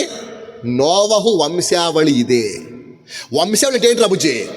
మా నా పేరు రాజేంద్ర, మా నాన్న పేరు భూషణం గారు, మా నాన్న పేరు జాకబ్ గారు, మన పేరు ప్రకాశరావు గారు, మన పేరు వెంకయ్య గారు, టంకయ్య గారు, ఏదో ఉంటుంది మొత్తానికి. అది దీన్ని ఏమంటారు? వంశావళి అంటారు. అలాగే నోవహు వంశాలు ఏంటన్నా? ఆదాము, షేతు, ఎనోషు, కైనాను, మహలేలు, ఎరేదు, మెతుషెల, లెమకు, నోవహు అని చెప్పాలా? చెప్పాడా? చెప్పలా. ఏమన్నాడు? నీతిపరుడు, నిందారహితుడు, దేవునితో కూడా నడిచినవాడు. నీతిపరుడు అంటే నీలో నువ్వు ఎలాగున్నావు. నిందారహితుడు అంటే సమాజంలో ఎలాగున్నావు. దేవునితో నడుచుట అంటే దేవునితో నువ్వు ఎలాగున్నావు. నీలో నీవు, సమాజంలో నీవు, దేవుడితో నీవు ఎలాగున్నావో అదే నీ సాక్ష్యం దైవ జనాంగమా. అది లేనప్పుడు అన్యులకి మనకి తేడా ఏముండదు, అంతే. అది అర్థమవుతుందమ్మా? కాబట్టి దైవ జనాంగమా, నేను చెప్పొచ్చే మాట ఏమిటంటే, మనము నీతి ముందుగా తీర్చబడ్డాము, నీతిగా బతకాలి దైవ జనాంగమా. అది అలాగైతే పాస్టర్ గారు ఎవరి నీతిమంతులు అంటారు? దావీదు మహారాజు ఒక మాట చెప్పాడు, చూద్దాం. కీర్తన గ్రంథంలో 24వ అధ్యాయంలో 4వ వచనం చదువుదాం. కీర్తన గ్రంథము 24:4. వ్యర్థమైన దానిని మనసు పెట్టకయు, కపటముగా ప్రమాణము చేయకయు, నిర్దోషమైన చేతులను, శుద్ధమైన హృదయము కలిగి ఉండువాడే వాడు యెహోవా వలన ఆశీర్వాదమునందును, తన రక్షకుడైన దేవుని వలన నీతిమత్వమునందును నీతిమంతునిగా ఎంచబడును. అది ఎవడో? ఒకటి, వ్యర్థమైన దాని యందు మనసు పెట్టని వాడు. అది నీకు లోకములో ఏదైతే వేస్ట్ అనిపిస్తుందో దాని జోలి పోకుండా ఉండేవాడు. అది 2, కపటముగా ప్రమాణం చేయని వాడు. నీ మాట అవునంటే అవును, కాదంటే తల్లితోడు, దేవునితోడు రా చర్చిలో ఓటేద్దాం, బైబిల్లో ప్రమాణం చేయి అని ఈ పిచ్చి మాట ఆడకూడదు అన్నమాట. అది నేను మాట అన్నాను, అబద్ధం ఆడేదాన్ని కాదు. నమ్మితే నమ్మని అవతలబో అనగలిగితే నువ్వు నీతిమంతురాలు అవుతావు. అది ఒట్టు నీ మీద ఒట్టని నేను సావాలరా. అది ఇలాంటి పిచ్చి వేషాలు కూడా క్రైస్తవులంగా అన్నమాట. అది 3వదిగా నిర్దోషమైన చేతులు. ఏ కుట్రలో ఏ పాపంలో పాలిభాగస్తూ ఉండకూడదు. అంటుంటే కొంతమంది చూసి అంటుంటాం, ఈడు కాదురా, ఈడు వెనకాల ఒకడు ఉన్నాడు, ఆడరా ఈ దేశం మొత్తం అంతా ఈ బ్యాచ్ అనమాట. అది కుట్ర. అది 4వదిగా నిర్దోషమైన శుద్ధమైన హృదయం. చూపుల చేతనో, చేతల చేతనో, తలంపుల చేతనో కానీ పాపంలో పడిపోతే దాన్ని కడిగి వేసుకున్న హృదయం అన్నమాట. దావీదు మహారాజు అంటాడు, శుద్ధ హృదయం నా యందు కలుగచేయము. అయ్యా, నేను వ్యభిచారిని, హంతకుడి నాయన, శుద్ధ హృదయం కలుగచేయమని ఏడ్చాను. ఇలాగా వ్యర్థమైన దాన్ని మనసు పట్టిన వాడు, కపటముగా ప్రమాణం చేయని వాడు, నిర్దోషమైన చేతులు కలిగిన వాడు, శుద్ధమైన హృదయం కలిగి వాడే నీతిమంతుడిగా ఎంచబడతాడు. దేవునికి స్తోత్రం. కాబట్టి 1 ఆయన రాజ్యంలో చేరాలి, 2 నీతిగా బతికితే అప్పుడు అవన్నీ మీకు అనుగ్రహించబడతాయి. ఇవన్నీ ఏమి తిందుమా, ఏమి త్రాగుదుమా, ఏమి దానికి భయపడుతున్నామే బతుకు భయము, ఆ బ్రతుకు భయము నీకు తీర్చబడుతుంది. దేవునికి స్తోత్రం. అని ఏమర్థమైంది నీకు? నీ జీవితంలో దేనికి భయపడకుండా ఉండాలి అంటే కనుక మారు మనసు పొంది బాప్తిసం తీసుకొని సంఘానికి క్రమంగా వస్తూ ఉండు, నీతిగా బతుకురా బుజ్జి. ఖచ్చితంగా నీకు ఏది కొదువుగా ఉండదు. యేసయ్య అన్నాడు, ఆకాశం భూమి గతించిపోతాయేమో కానీ నా మాటలు మాత్రము దర్శాలంత వరకు. అది నేను ఉద్యోగం చేసేవాడిని రాజమండ్రిలో, అందుకే భాష తేడా వస్తుంది. అది మన జిల్లా వాడిని కానీ భాష తేడా వస్తుంది. అందుకే 12 ఏళ్ళు ఉన్నా. అది ఉద్యోగం చేసిన తర్వాత చేస్తూ ఉన్నప్పుడు ప్రభు ప్రేరేపించాడు, జాబ్ మానుకున్నాను. నేను వచ్చేసా. ఆ వచ్చేటప్పుడు ఒకటి అనుకున్నాను, దేవా నీ మాట మీద నాకు నమ్మకం ఉన్నది, అంత జాబ్ అంత నాకు జీతం రాకపోవచ్చు కానీ నన్ను పోషించగలవు నువ్వు అని చెప్పి నమ్మకంతో వచ్చాను. నేను ఊహించిన దానికంటే దేవుడు గొప్పగా నన్ను దీవించినాడు. దేవునికి స్తోత్రం. అది కాబట్టి దైవజనాంగమా, ఎవరికైనా భయం ఉంటే కనుక ఈ అప్పులెట్ట, ఈ సప్పులెట్ట, నాకు ఏమీ లేదు కదా, ఎలా బతకాలి అని నువ్వు బాధపడితే ఎప్పుడు కూడాను నువ్వు క్రమముగా బాప్తిసం పొందుకొని క్రమం తప్పకుండా రా, నీతిగా బతుకు, దేవుడు నీ సమస్య మొత్తాన్ని తీర్చివేస్తాడు. దేవునికి స్తోత్రం. అది ఇక రెండో మాట చెప్పి రెండో బయటికి వెళ్ళిపోతాను రా. మన బ్రతుకు భయం పోవాలంటే ఒక చిన్న ఎగ్జాంపుల్ ఇస్తాను. అహాబు కాలంలో కరువు వచ్చేసింది. ఆ సమయంలో ఎవరున్నారంటే ఏలియా ఉన్నాడు. ఏలియా ఉన్నాడు. ఏలియాతో దేవుడు అన్నాడు, ఏలియా కరువు వచ్చేసింది కాబట్టి నువ్వే మూసేయమన్నా కదా, మూసేశాను.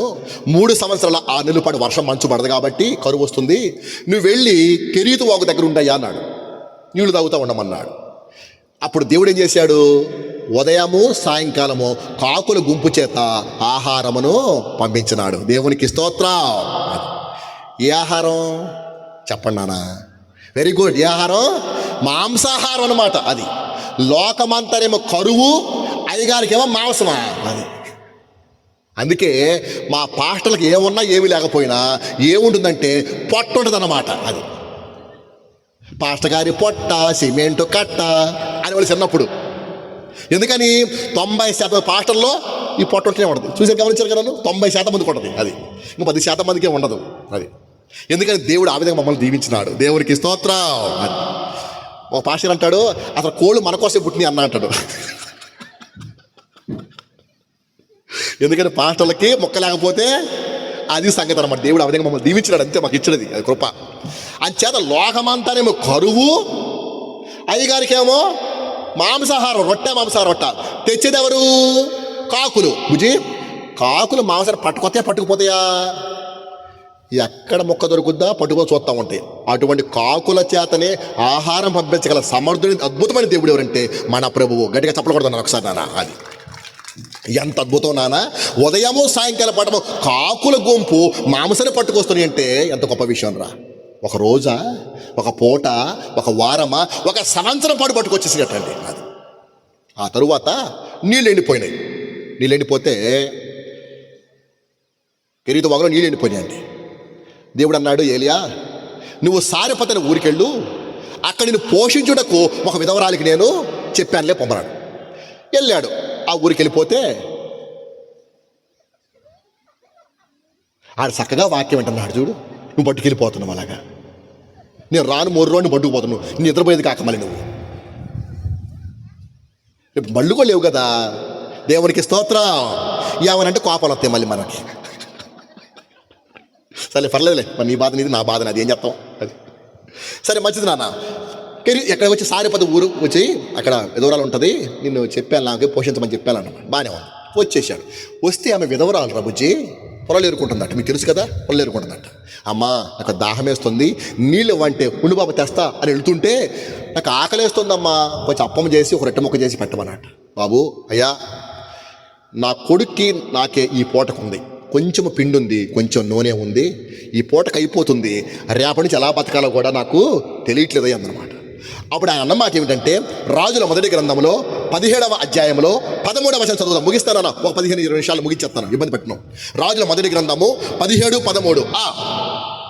అప్పుడు ఏలియా ఆమెతో ఇట్లా, నేను భయపడవద్దు, పోయి నీవు చెప్పినట్లు చేయుము. అది సంగతి. అది ఏమన్నాడు బుజ్జి? పోయి నీవు చెప్పినట్లు చేయి, ఆ రొట్టె ముక్క తీసుకురా అని చెప్పిన మాట.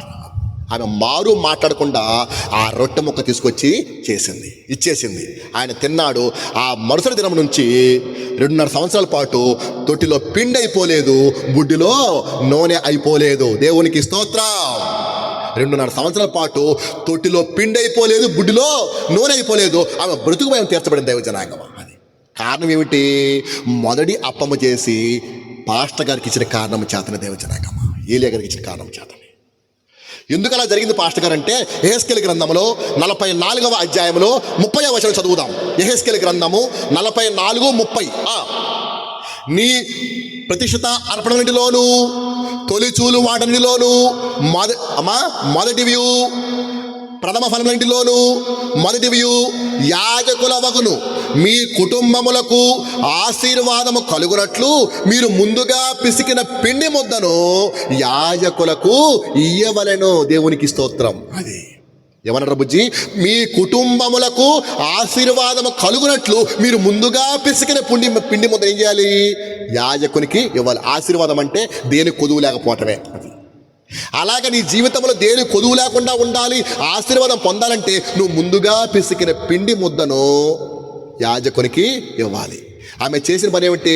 ఆ రోజు వంటలో మొదటి అప్పము చేసి ఏలియాకి ఇచ్చిన కారణం చేతనే ఆమె బ్రతుకు భయము తీర్చబడింది. అది కాబట్టి పై చెప్తాడు, నీ ప్రతిష్ఠిత అర్పణలోను నాకు ఉద్యోగం వస్తే, నా కూతురు పెళ్లి కుదిరితే కనుక, నేను ఇల్లు కట్టుకుంటే కనుక అని మొక్కుబడి చేసుకుంటూ చూసావు, ఆ మొక్కుబడి కానుకలోను పంటలు వేసుకుంటే కనుక పంటల్లో ప్రథమ ఫలము, పశువులు ఉంటే కనుక ఆ పశువుల్లో మొదటిది ఎవరికి ఇవ్వాలి? యాజకునికి ఇవ్వాలి అని వాక్యం చెప్తుంది జనాంగం. అది మా తాతగారు పాస్టర్ గారు అండి, ఆయన మాస్టర్ గారు పాస్టర్ గారు కూడా. ఆ రోజుల్లో పెద్ద నాలెడ్జ్ లేదు కాబట్టి కోడి గుడ్లు పెడితే బుజ్జి మొదటి గుడ్డు పట్టుకొచ్చేసేవారు, కోడి పిల్లలు లేపితే మొదటి పిల్ల పట్టుకొచ్చేసేవారు, దొండకాయ పాదులు బెండకాయ పాదులు వేస్తే ఒక 1/2 కిలో 1/2 కిలో పట్టుకొచ్చేసేవాడు, అయ్యో బాగా కాసిందని చెప్పేసి. కాలం మారిపోయింది, తెలివి ఎక్కువైపోయింది. ఇప్పుడు ఆ గుడ్డు లేదు, ఆ పిల్ల లేదన్నమాట, అది ఇచ్చేవాడే లేడనమాట. అది కానీ వాగ్దానం మారుతుందా? వాగ్దానం చేసిన వాడు నమ్మదగిన వాడు. దేవునికి స్తోత్రం. అర్థమవుతమ్మా? నీ కుటుంబంలో ఆశీర్వాదం కలగాలంటే, నీ బ్రతుకు భయం పోవాలంటే యాజకుని నీవు పోషింపవలను అని వాక్యం సెలవిస్తుంది. నేను చెప్తల్లా, అది మీ కుటుంబంలోకి ఆశీర్వాదం కలిగినట్లు మీరు ముందుగా. అందుకే గుప్పెడ చందా మీరు తెస్తా తెలియదు కానీ గుప్పెడ చందా అంటే చూసారమ్మా, అదేంటి? అది దీన్ని బట్టి వేశారు. అది బియ్యంలో తెస్తారు కానీ డబ్బుల్లో మాత్రం మనసు ఒప్పదు. అది నేను మోటివేట్ చేయట్ల, విషయం చెప్తాను అంతే. ఇప్పుడు అన్నం కడిగి పెట్టేటప్పుడు గుప్పెడు బియ్యం తెస్తున్నా బాగానే ఉంది, మరి మిరపకాయలు పోయేస్తే ఏం చేయాలి? అది కూడా తీయాలిగా. మరి 100 రూపాయలకి 10 రూపాయలు తీయాలిగా. అది అది అది మాత్రం చేయదు, అది అందరు చేయదు. దానికి మాత్రం మనసు ఒప్పదన్నమాట. అది మీ ఇష్టం, నాకు అనవసరం. కానీ నువ్వు దీవించబడాలంటే మాత్రం ఆ విధంగా చేసుకోవాలి. అది కాబట్టి నీ బ్రతుకు భయం పోవాలంటే రాజ్యంలో చేరాలి, నీతిగా బతకాలి, మూడోదిగా సేవకుని పోషించాలి. అప్పుడు నీ బ్రతుకు భయము తీర్చబడుతుంది. దేవునికి స్తోత్రం. హల్లెలూయా, స్తుతి మహిమా ఎల్లప్పుడు. పాడమ్మా, 15 నిమిషాలు క్లోజ్ చేస్తారా? హల్లెలూయా, స్తుతి మహిమా ఎల్లప్పుడు. తప్పటి గట్టిగా, తప్పటి గట్టిగా. హల్లెలూయా, హల్లెలూయా. Thank you.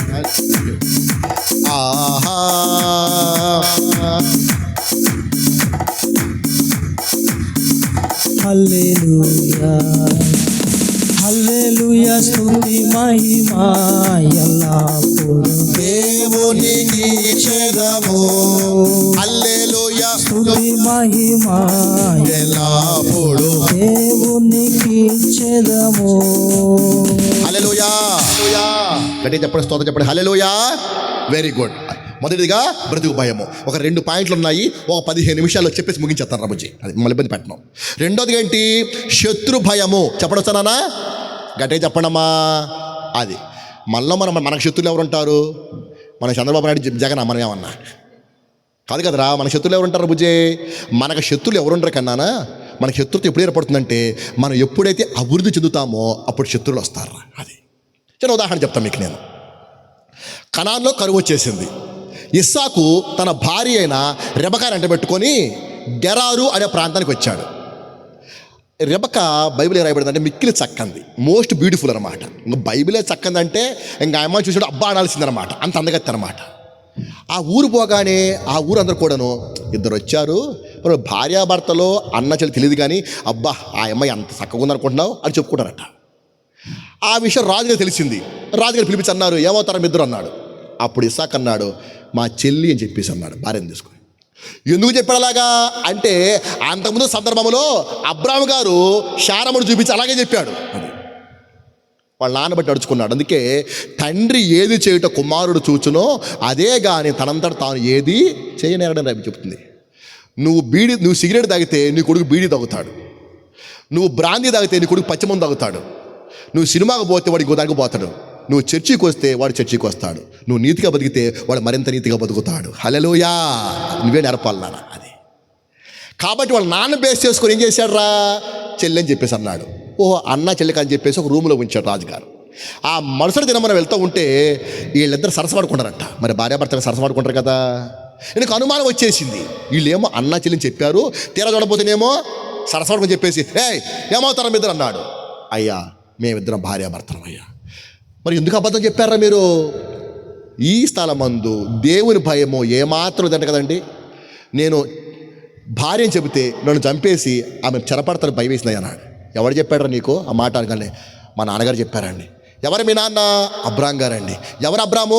కనాను అబ్రాం అండి. కనాను అబ్రాం కొడుకువా? మీ నాన్న నీతిమంతుడయ్యా, మా మధ్య మహారాజులాగా జీవించేశాడు. ఆయన కొడుకువా? ఆయన కొడుకు నాకు చాలా ఇష్టం ఆయన అంటే, కాబట్టి నీ మీద ఏగ వాలకుండా ఆజ్ఞ జారీ చేస్తున్నా, పో క్షేమంగా ఉండని చెప్పేసి అన్నారండి. రాయబడిన మాట ఏమిటంటే, ఇస్సాకు విత్తనం వేసి ఆ సంవత్సరమందు 100 ఫలము పొందాను. దేవునికి స్తోత్రం. ఎప్పుడైతే 100 ఫలము పొందాడో కిందేం రాయబడిందంటే, ఫిలిస్తీన్లు అతని పైన అసూయపడి, అది ఫిలిస్తీన్లు అతని పైన అసూయపడి. బుజ్జి, మనం ఏం కోరుకుంటామంటే అందరము బాగుండాలని కోరుకుంటాం. ఏం కోరుకుంటాం చెప్పండి నాన్న, గట్టిగా చెప్పరా. అందరము బాగుండాలని కోరుకుంటాం, మనకంటే కాదు.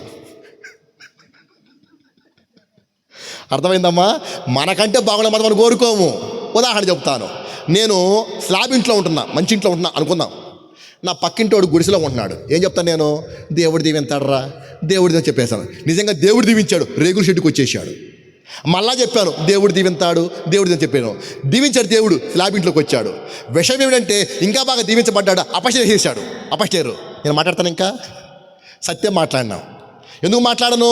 నన్ను మించిపోయాడు కాబట్టి. అది నాకంటే తగ్గులో ఉంటే నాకు సంతోషమే, నన్ను మించిపోతే మాత్రం ఎవడు భరించలేడు. అది ఊరికి అంటే అంటాం, కానీ క్రీస్తు మనసు కలిగిన వాడు తప్ప ప్రతివాడు అసూయపడతాడు నీ మీద. అది క్రీస్తు మనసు మాత్రము నాకంటే బాగున్నాడు ప్రభువా, నన్ను కూడా ఆ స్థితిలోకి తీసుకెళ్ళి ప్రార్థన చేస్తాడు. అది లేనివాడు మాత్రము వాడు అసూయ పడుతూనే ఉంటాడు. ఎప్పుడైతే వేరే దేశం వచ్చిన వాడు 100 ఫలం పొందాడో వీళ్ళు అసూయపడి రాజుగారిని రెచ్చగొట్టి అక్కడ లేకుండా చేశారటండి.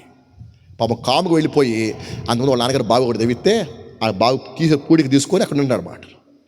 అక్కడికి వచ్చి మళ్ళీ గొడవ పెట్టుకున్నారు ఫిలిస్తీన్లు. మళ్ళీ రెండో బావి దగ్గరికి వెళ్ళిపోయాడు. అక్కడికి గొడవ పెట్టుకున్నారండి. ఏమండి, ఒక అద్దిల్లు మాత్రమే కష్టం. ఇలా బ్యాగ్ వేసుకుని పోవటమా? పిల్ల జల్ల గొడ్డు గోద 3 కిలోమీటర్ల ఆస్తి రకరకాలు ఉంటుంది కదా, పరివార జనము మారివాడు మాత్రం అంటే బాధ కష్టం కదండి. ఇప్పుడు 3వసారి బాధపడ్డాను నేను. బాధపడి ఏంటి నాకు స్థితి, ఏంటి భయము అని బాధపడుతూ ఉంటే అప్పుడు ఆది కాండంలో 26వ అధ్యాయంలో 24 వచ్చి 10 నిమిషాలు నన్ను క్లోజ్ చేస్తాను. ఆది కాండము 26-24. ఆ రాత్రియే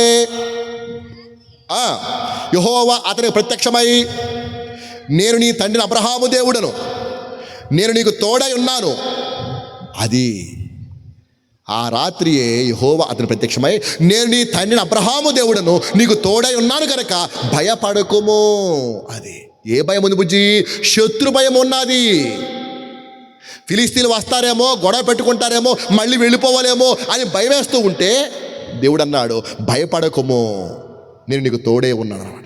ఎప్పుడైతే దేవుడు అభయం ఇచ్చేశాడో బలిపీఠం కట్టాడు, ప్రార్థన చేశాడు నాన్న. అది ఆ మరుసటి దినాన మళ్ళీ ఫిలిస్తీన్లు వచ్చారు. ఈసారి గొడవకు రాలే, అది సమాధానం కోసం వచ్చారట. అయ్యా ఎంత చేసినా కూడా మృతి పొందుతావు తప్ప నువ్వు ఒక మాట అనలేదు. నువ్వు ఇంకొంచెం పెద్ద అయిన తర్వాత ఈ కక్షను మనసులో పెట్టుకొని మమ్మల్ని ఏమైనా చేస్తావేమో, మీ జోలికి రాను అని ప్రమాణం చెయ్యి అని బతిలాడుకున్నారట. అది సావధానంగా మాట్లాడి భోజనం పెట్టి పంపించాడు దేవచనాంగం. అది ఎందుకు అలా జరిగింది అంటే కనుక వాక్య సెలవిస్తోంది. సామెతల గ్రంథంలో 16వ అధ్యాయంలో 7వ వచనం చదువుదాం. సామెతల గ్రంథము 16:7. ఒకని ప్రవర్తన యెహోవాకు ప్రీతికరమగునప్పుడు ఆయన వాని శత్రువులు సహా వానికి మిత్రులుగా చేయును. అది నీ ప్రవర్తన కనుక దేవునికి ఇష్టంగా ఉంటే కనుక నీ శత్రువుడు కూడా ఆయన మిత్రుడుగానే చేస్తాడు నాన్న. మనలో మన మాట, మనకు శత్రువులు ఎవరుంటారు? మన ఇంట్లో వాళ్ళు, మన కొంపలో వాళ్ళే శత్రువులు. అది అత్తగారి కోడలి శత్రువు, కోడలి అత్తగారికి శత్రువు అన్నమాట. అత్త కోడలి శత్రువులకి ఎవరుంటాడు? కొత్త శత్రువులు ఎందుకు మనకి? మన ఇంట్లోనే.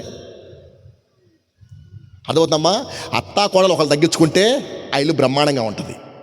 ఇద్దరు తగ్గించుకుంటే అది పరలోకంలాగా ఉంటుంది. కానీ తగ్గుతారా? అది సినిమాలాగా తగ్గేదేలే అంటారన్నమాట. అది అత్త తగ్గదు, కోడలు తగ్గదన్నమాట. ఇద్దరు చర్చి కూర్చోళ్ళే, మళ్ళీ ఇద్దరు పాటలు పాడేవాళ్ళే, ఇద్దరు పాట చేసేవాళ్ళు, ఊడు తగ్గించుకోవడం అన్నమాట. అది ఊళ్ళో వాళ్ళు అనుకుంటున్నారు వీళ్ళు తెగ ప్రార్థన చేస్తారండి, కానీ ఒకరు కూడా తగ్గరండి. అది నీ బిల్డప్ ఏదని చెప్పి అత్తగారు, నువ్వు ముసలిదాని చెప్పి ఈవిడ కోడలు ఇలా కుట్టుకుంటే ఇలా శత్రులు కాకే ఉందరా. అది క్రైస్తవులంటే సాక్ష్యం పొందేవారు. దేవునికి స్తోత్రం. నిన్ను అడిగితే నువ్వేమంటావంటే మా అత్త అసలు మంచిదిగా అంటావాడు.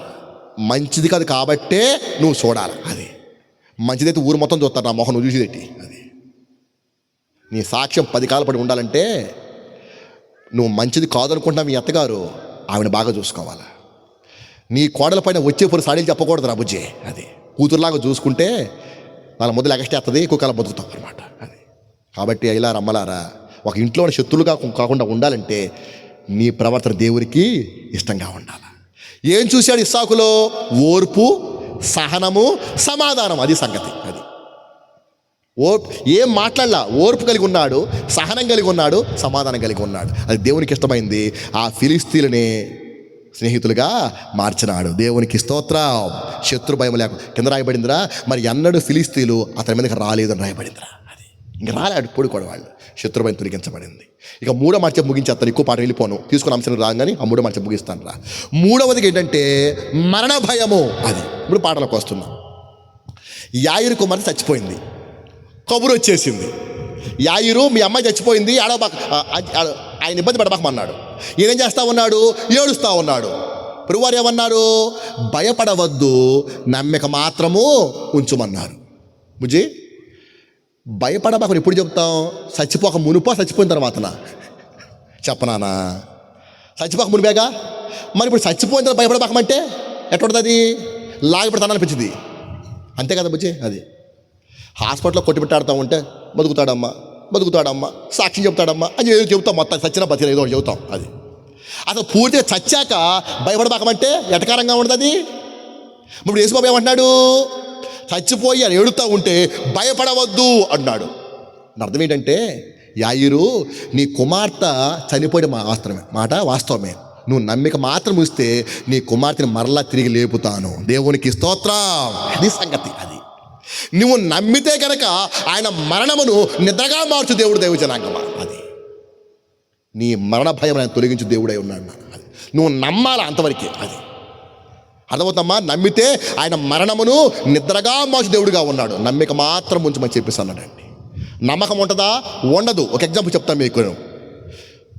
యోహాను సువార్త, ఆ మాట చెప్పి క్లోజ్ చేస్తాను. యోహాను సువార్త 11వ అధ్యాయము 25వ వచనం చదువుదాం. మీకు తెలిసిన మాటలే. యోహాను సువార్త 11:25. అందుకు యేసు, పునరుద్ధానమును జీవమును నేనే. నా యందు విశ్వాసముంచువాడు చనిపోయినను బ్రతుకును, బ్రతికి నా యందు విశ్వాసముంచు ప్రతివాడును ఎన్నటికీ చనిపోడు. ఈ మాట ఈ మాట నమ్ముచున్నావా అని అడిగిన మాట. అది ఎవరితో అంటున్నాడు? ఆ మాట మార్తమ్మతో అంటున్నాడు అన్నమాట. అది యేసు ప్రభువు వారి భూలోకంలో ఉండగా ఫ్యామిలీ ఫ్రెండ్స్ ఉన్నారు. ఎవరాళ్ళు? మరియా, మార్తా, లాజరు. అది యాక్చువల్గా చరిత్ర ప్రకారము మార్తమ్మ గారు కుష్ఠరోగి అయిన సీమోను భార్య. ఆయన ఆస్తిపరుడు. ఆ రోగం అయితే చచ్చిపోతే ఆస్తి మొత్తం ఏమదైపోయింది తెలుసు. ఆ విషయము ఏమదైపోయింది. ఈమె ఒంటరిగా ఉండలేక తమ్ముడిని చెల్లి తీసుకొచ్చి ఒక ఇంట్లో ఉంటున్నారన్నమాట, బేతనీలో ఉంటున్నారన్నమాట. వీళ్ళు యేసు ప్రభు యొక్క మాటలు విని మార్పు చెందారు, బాప్తిసం తీసుకున్నారు. ప్రభుత్వం స్నేహం పెంచుకొని, యేసయ్యా నువ్వు ఎప్పుడు మా ఊరు వచ్చినా కానీ, మా ఊరి మీదగా వెళుతున్నా కూడా మా ఇంటికి వచ్చి కాస్త భోజనం చేసి కాస్త సేద తీరి ఇలా ఏం చెప్తున్నారు అన్నమాట. అలా చాలాసార్లు జరిగింది, బాగానే ఉంది. ఈ స్నేహం వల్ల ఏం జరిగిందంటే, ఒక రోజున ఈ స్నేహం జరిగిపోతుండగా కాలక్రమంలో లాజర్కి జబ్బు వచ్చింది. లాజర్ ఎవరు? ప్రభు యొక్క ఫ్రెండ్, అంతే కదరా. అంటే ప్రభు యొక్క ఫ్రెండ్ కూడా జబ్బులు వస్తాయా? అంటే దేవుని స్నేహితులు జబ్బు వస్తుందా? ఎందుకు రాదు? అందరూ కొత్త రోగాలు. అది విషయం ఏముంది అందులో? అది ఎవరికైనా వస్తాయి. పాస్టర్కి వస్తాయి, మాస్టర్కి వస్తాయి, ఎవరికైనా వస్తాయి, బిషప్కి వస్తాయి, ఎవరికి వస్తాయి. రోగాలు ఎవరి తిథులు కాదు. అది అర్థమవుతుందమ్మా? అదే ఆయన స్వస్థపరచు దేవుడు, కానీ రోగాల మీద రావాల్సిందే, చచ్చిపోవాల్సిందే. అది కామన్. అది భూలోకం ఉండలేవు కదా నువ్వు. అది మొత్తానికి ఆయన కూడా వచ్చింది. వస్తే మార్తమ్మ అన్నది, తమ్ముడు బేత్బరా అనే ఊర్లో, బైబిల్లో ఉండదు, చరిత్రలో ఉంటుంది. బేత్బరా అనే ఊర్లో యేసయ్య ఉన్నాడు, అక్కడ సువార్త ప్రకటిస్తున్నాడు. నువ్వు అర్జెంటుగా వెళ్ళి ఆయన పిలుచుకొని రా, ఇలాగ నీ ఫ్రెండ్కి జబ్బు వచ్చిందని చెప్పి పిలుచుకొని రా, ఆయన వచ్చి కానీ ముడితే బతుకుతాడు, స్వస్థపడని చెప్పింది మాట. ఈ అబ్బాయి వెళ్ళాడు. వెళ్ళిపోయి యేసయ్య మరి నీ ఫ్రెండ్ లాజర్కి జబ్బు వచ్చిందట, వాళ్ళ అక్క మార్త పంపించింది, నువ్వు రాపోదాం అన్నాడు. అంటే అప్పటికి వస్తా పదా అన్నాడు. కానీ యేసుప్రభు వెళ్ళలా. ఆ ఊరిలో ఎన్ని రోజులు ఉన్నాడు నాన్న? 11:6 యోహాను సువార్త 11:6. అతడు రోగి ఉన్నాడని యేసు వినినప్పుడు తానున్న చోటనే ఇంకనూ 2 దినములు, ఎన్ని రోజులు బుజ్జి? 2 రోజులు ఉన్నాడు. 17వ వచనం 17. యేసు వచ్చి అది వరకే అతడు 4 దినములు సమాధిలో ఉండినని. ఎన్ని రోజులు అయింది మరి? అక్కడ 2 రోజులు ఉన్నాడు కదా, 4 ఎలాగైంది అంటే కబురు వచ్చిన రోజు చచ్చిపోడురా. యూదులు 6 గంటల లోపే సమాధి చేస్తారు మొదటి రోజు. బయలుదేరి వచ్చే రోజు ఈ బేతనీకి బేత్బరాకి 20 మైళ్ళు 32 కిలోమీటర్లు అనగా ఒక మనిషి ఒక రోజులో నడవగలిగిన దూరంలో ఉండడనమాట. బయలుదేరి వచ్చే రోజు మధ్యలో 2 రోజులు, మొత్తం ఎన్ని అయినాయి? అదనమాట సంగతి. కబురు వచ్చిన రోజు, బయలుదేరి వచ్చే రోజు, మధ్యలో 2 రోజులు మాట, మొత్తం 4 అయిపోయినాయి. మళ్ళీ మన మాట ముందే రావచ్చు కదా. 4 రోజు ఎందుకున్నాడు అంటే కనుక అంతకుముందు నాయని విధవరాలు కుమారుడు యేసు ప్రభు బతికించాడు. బతికిస్తే ప్రభు దైవతని నమ్మల. యూదుల లెక్క ప్రకారం బుజ్జి ఎవరైనా చనిపోతే ఆ శవము చుట్టూ ఆత్మ 3 రోజుల పాటు తిరుగుతూ ఉంటుంది. ఈ ముఖము రంగు మారకుండా ఉంటే, ఈ శరీరం కుళ్ళు పట్టకుండా ఉంటే ఆత్మ లోపలికి ప్రవేశించి వాళ్ళు బతుకుతారు అని నమ్మేవాళ్ళు. అలాగ బతికాళ్లే విధవరాలు కుమారుడు, ఆయనే బతికేస్తారా అన్నారండి. అది యేసుబాబుకి చాలా బాధ కలిగింది. నా దైవత్వాన్ని మీరు నమ్మరా అని చెప్పేసి ఇప్పుడు 4 రోజుల పాటు ఉండిపోయాడు అనమాట. అది వాళ్ళ లెక్కని రోజులు 3 రోజులే కదా, కాబట్టి ఇప్పుడు ఏం చేయడు, 4 రోజుల పాటు ఉండిపోయాడు. రాగానే పిలిపించాడు. మార్తమ్మ వచ్చేసింది. అయ్యా అప్పుడు రమ్మంటిని, నువ్వు రాకపోతివి, నా తమ్ముడు చనిపోయాడు, సమాధి కూడా చేయబడ్డాడు, ఇక నువ్వేం చేయలేవు, ఆత్మ వెళ్ళిపోయి ఉంటుంది. అప్పుడు అన్నాడు, మార్తమ్మ నీ తమ్ముడు లేచునని నువ్వు ఎరుగుదవా అన్నమాట. లేస్తాలే నాయన, ఎప్పుడు? అంత్య దినమున లేస్తాడు, అందరు లేస్తారు కదా, అప్పుడు లేస్తాడు. అది ఎప్పుడో చూద్దాం. తెస్సలోనికీ మొదటి పత్రిక 4వ అధ్యాయము 16వ వచనం చదువుదాం. తెస్సలోనికీ మొదటి పత్రిక 4:5 నిమిషాలు క్లోజ్ చేద్దాం. 4:16. ఆ పై 13 కూడా చదివేస్తే 13 కూడా. సహోదరులారా, నిరీక్షణ లేని ఇతరుల వలె మీరు దుఃఖ పడకుండా నిమిత్తము నిద్రించుతున్న వారి గురించి మీకు తెలియకుండా నాకు ఇష్టలేదు అన్నాడు. అది సహోదరులారా, నిరీక్షణ లేని ఇతరుల వల్ల దుఃఖపడవద్దన్నాడు. అంటే చచ్చిపోయి ఏడవద్దా? ఏడుపు రాదా? వస్తుంది ఏడుపు. అది యేసు కూడా ఏడిచాడు, యేసు కన్నీళ్ళు విడిచి రాయబడింది. మరి నేను ఏడవద్దంటే పౌలు గారు అంటే ఈ ఏడుపు ఏంటంటే బుజ్జి, అది ప్రారంభ కాలము, అన్యునికి రక్షించబడ్డారన్నమాట. పౌలు భక్తుడు చెప్పాడు, అయ్యలారా మనలా భక్తి చేస్తూ ఉండగా యేసయ్య మధ్యాకాశానికి వస్తాడు, అలా ఉన్నపాటు అందరూ కూడా మనల్ని ఎత్తబడతాం మనము అని చెబుతున్నాడు. కానీ యేసుబాబు రాలే, ఇప్పటికి కూడా రాలే. ఈ లోపల చాలామంది చచ్చిపోరు అన్నమాట. చచ్చిపోతే ఒక ముసలాయన చచ్చిపోతే వాళ్ళ మనవడు కొడుకు ఏడుస్తున్నారట, మా నాన్నగారు చనిపోయారు, కానీ ప్రభువు రాకముందే చచ్చిపోయాడు కాబట్టి 2వ రాకలు యేసయ్య వచ్చినప్పుడు ఈ చనిపోయిన వాడు సమాధి చేయబడినవాడు లేవడేమో అని ఏడుస్తున్నట్ట. అది ఏడుపది. అక్కడ ఇంత భక్తి చేశాడు, మతం కూడా మార్చుకున్నాడు, ప్రభువు నమ్ముకున్నాడు, కానీ ప్రభువు రాకపోతే చచ్చిపోడు కాబట్టి ఆయన లేపబడడేమో అని ఏడుస్తూ ఉంటే వాళ్ళ గురించి మాట్లాడుతూ ఉన్నాడు. అదేం కాదబ్బాయి అని చెబుతూ 16వ వచనంలో ఆర్భాటముతోనూ ప్రధాన శబ్దముతోనూ దేవుని బోరతోనూ ప్రభువు పరలోకమును దిగివచ్చును, ప్రభువు నందును మృతులైన వారు మొదట లేదు, అప్పుడు లేస్తారబ్బాయి మా తమ్ముడు కూడా అని చెప్పింది మా అత్తమ్మ. అది అందరూ లేస్తారు కదా, అప్పుడు మా తమ్ముడు కూడా లేస్తారు చెప్పేవాడు. అప్పుడు యేసుబాబు అన్నాడు, మార్తమ్మ ఆ రోజు లేపేది ఎవరనుకుంటున్నారా? నేనేరా. అప్పుడు లేవడం ఎందుకు, ఇప్పుడు ఎదురుకున్నా ఇప్పుడే లేపుతాను నేను, ఎందుకంటే నేనే పునరుద్ధానమును, నేనే జీవాన్ని. అది ఏంటి పునరుద్ధానము? నా యందు విశ్వాసం ఉంచువాడు చనిపోయి బ్రతుకుతాడు. అది అందరం చస్తాము, ప్రభువునందుండి మృతులవైతే మారు మనసు పొంది బాప్తిసం తీసుకొని సంఘానికి క్రమంగా వస్తూ ఉంటే పరిశుద్ధంగా జీవిస్తే నువ్వు లేస్తావు. నువ్వు అది పునరుద్ధానం. అది ఆ లేచిన వాడు ఎన్నటికీ చనిపోడు, అది జీవం. అది ప్రభువు సదాకాలం జీవిస్తాం. ఇక్కడ నువ్వు ఎంతకాలం బతికినా కూడా చచ్చిపోవలసిందే, 120, 130 అయినా కూడాను. కానీ లేచిన తర్వాత నువ్వు ఎన్నడూ కూడా చావు. ఆ జీవాన్ని నేనేనమ్మా, అప్పుడు లేపేది నేనేరా, ఇప్పుడే లేపుతానమ్మా. ఈ మాట నమ్ముతున్నావు అడిగిన మాట. ఆమె నమ్మకం అలా చూస్తూ ఉండిపోతే అక్కడికి వెళ్ళి నువ్వు నమ్మితే దేవుని మహిమ చూస్తావని చెప్పేసి లాజరు బయటికి రమ్మనగానే ప్రేత వస్త్రం కట్టబడిన వాడే బయటికి వచ్చాడు. హల్లెలూయా.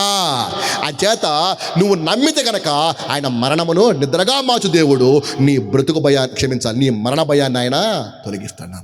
అంటే పాస్టర్ గారు ఇప్పుడు యేసుప్రభుని నమ్ముకుని చచ్చిపోమండి, చచ్చిపోతాము, కానీ చనిపోయిన తర్వాత ఇంకో మరణం ఉంది, ఆ మరణ భయం లేకుండా చేశాడు నా. హెబ్రీ పత్రిక 2వ అధ్యాయము 14వ వచనం చదువుదాం. 2 నిమిషాలు. హెబ్రీ పత్రికలో 2వ అధ్యాయంలో 14వ వచనం. కాబట్టి ఆ పిల్లలు రక్త మాంసములు గలవారైనందున ఆ ప్రకారమే మరణము యొక్క బలము గల వారిని అనగా అపవాదిని మరణము ద్వారా నశింపచేయుటకును జీవిత కాలమంతయో మరణ భయము చేత దాస్యము లోపలి వారు విడిపించుటకై ఆయన కూడా రక్త మాంసాల్లో పాలివాడాయన. ఇది తెలిసిన మాటే కదా, మేము చదివిస్తాం కదా ఇష్ట పండగప్పుడు అది.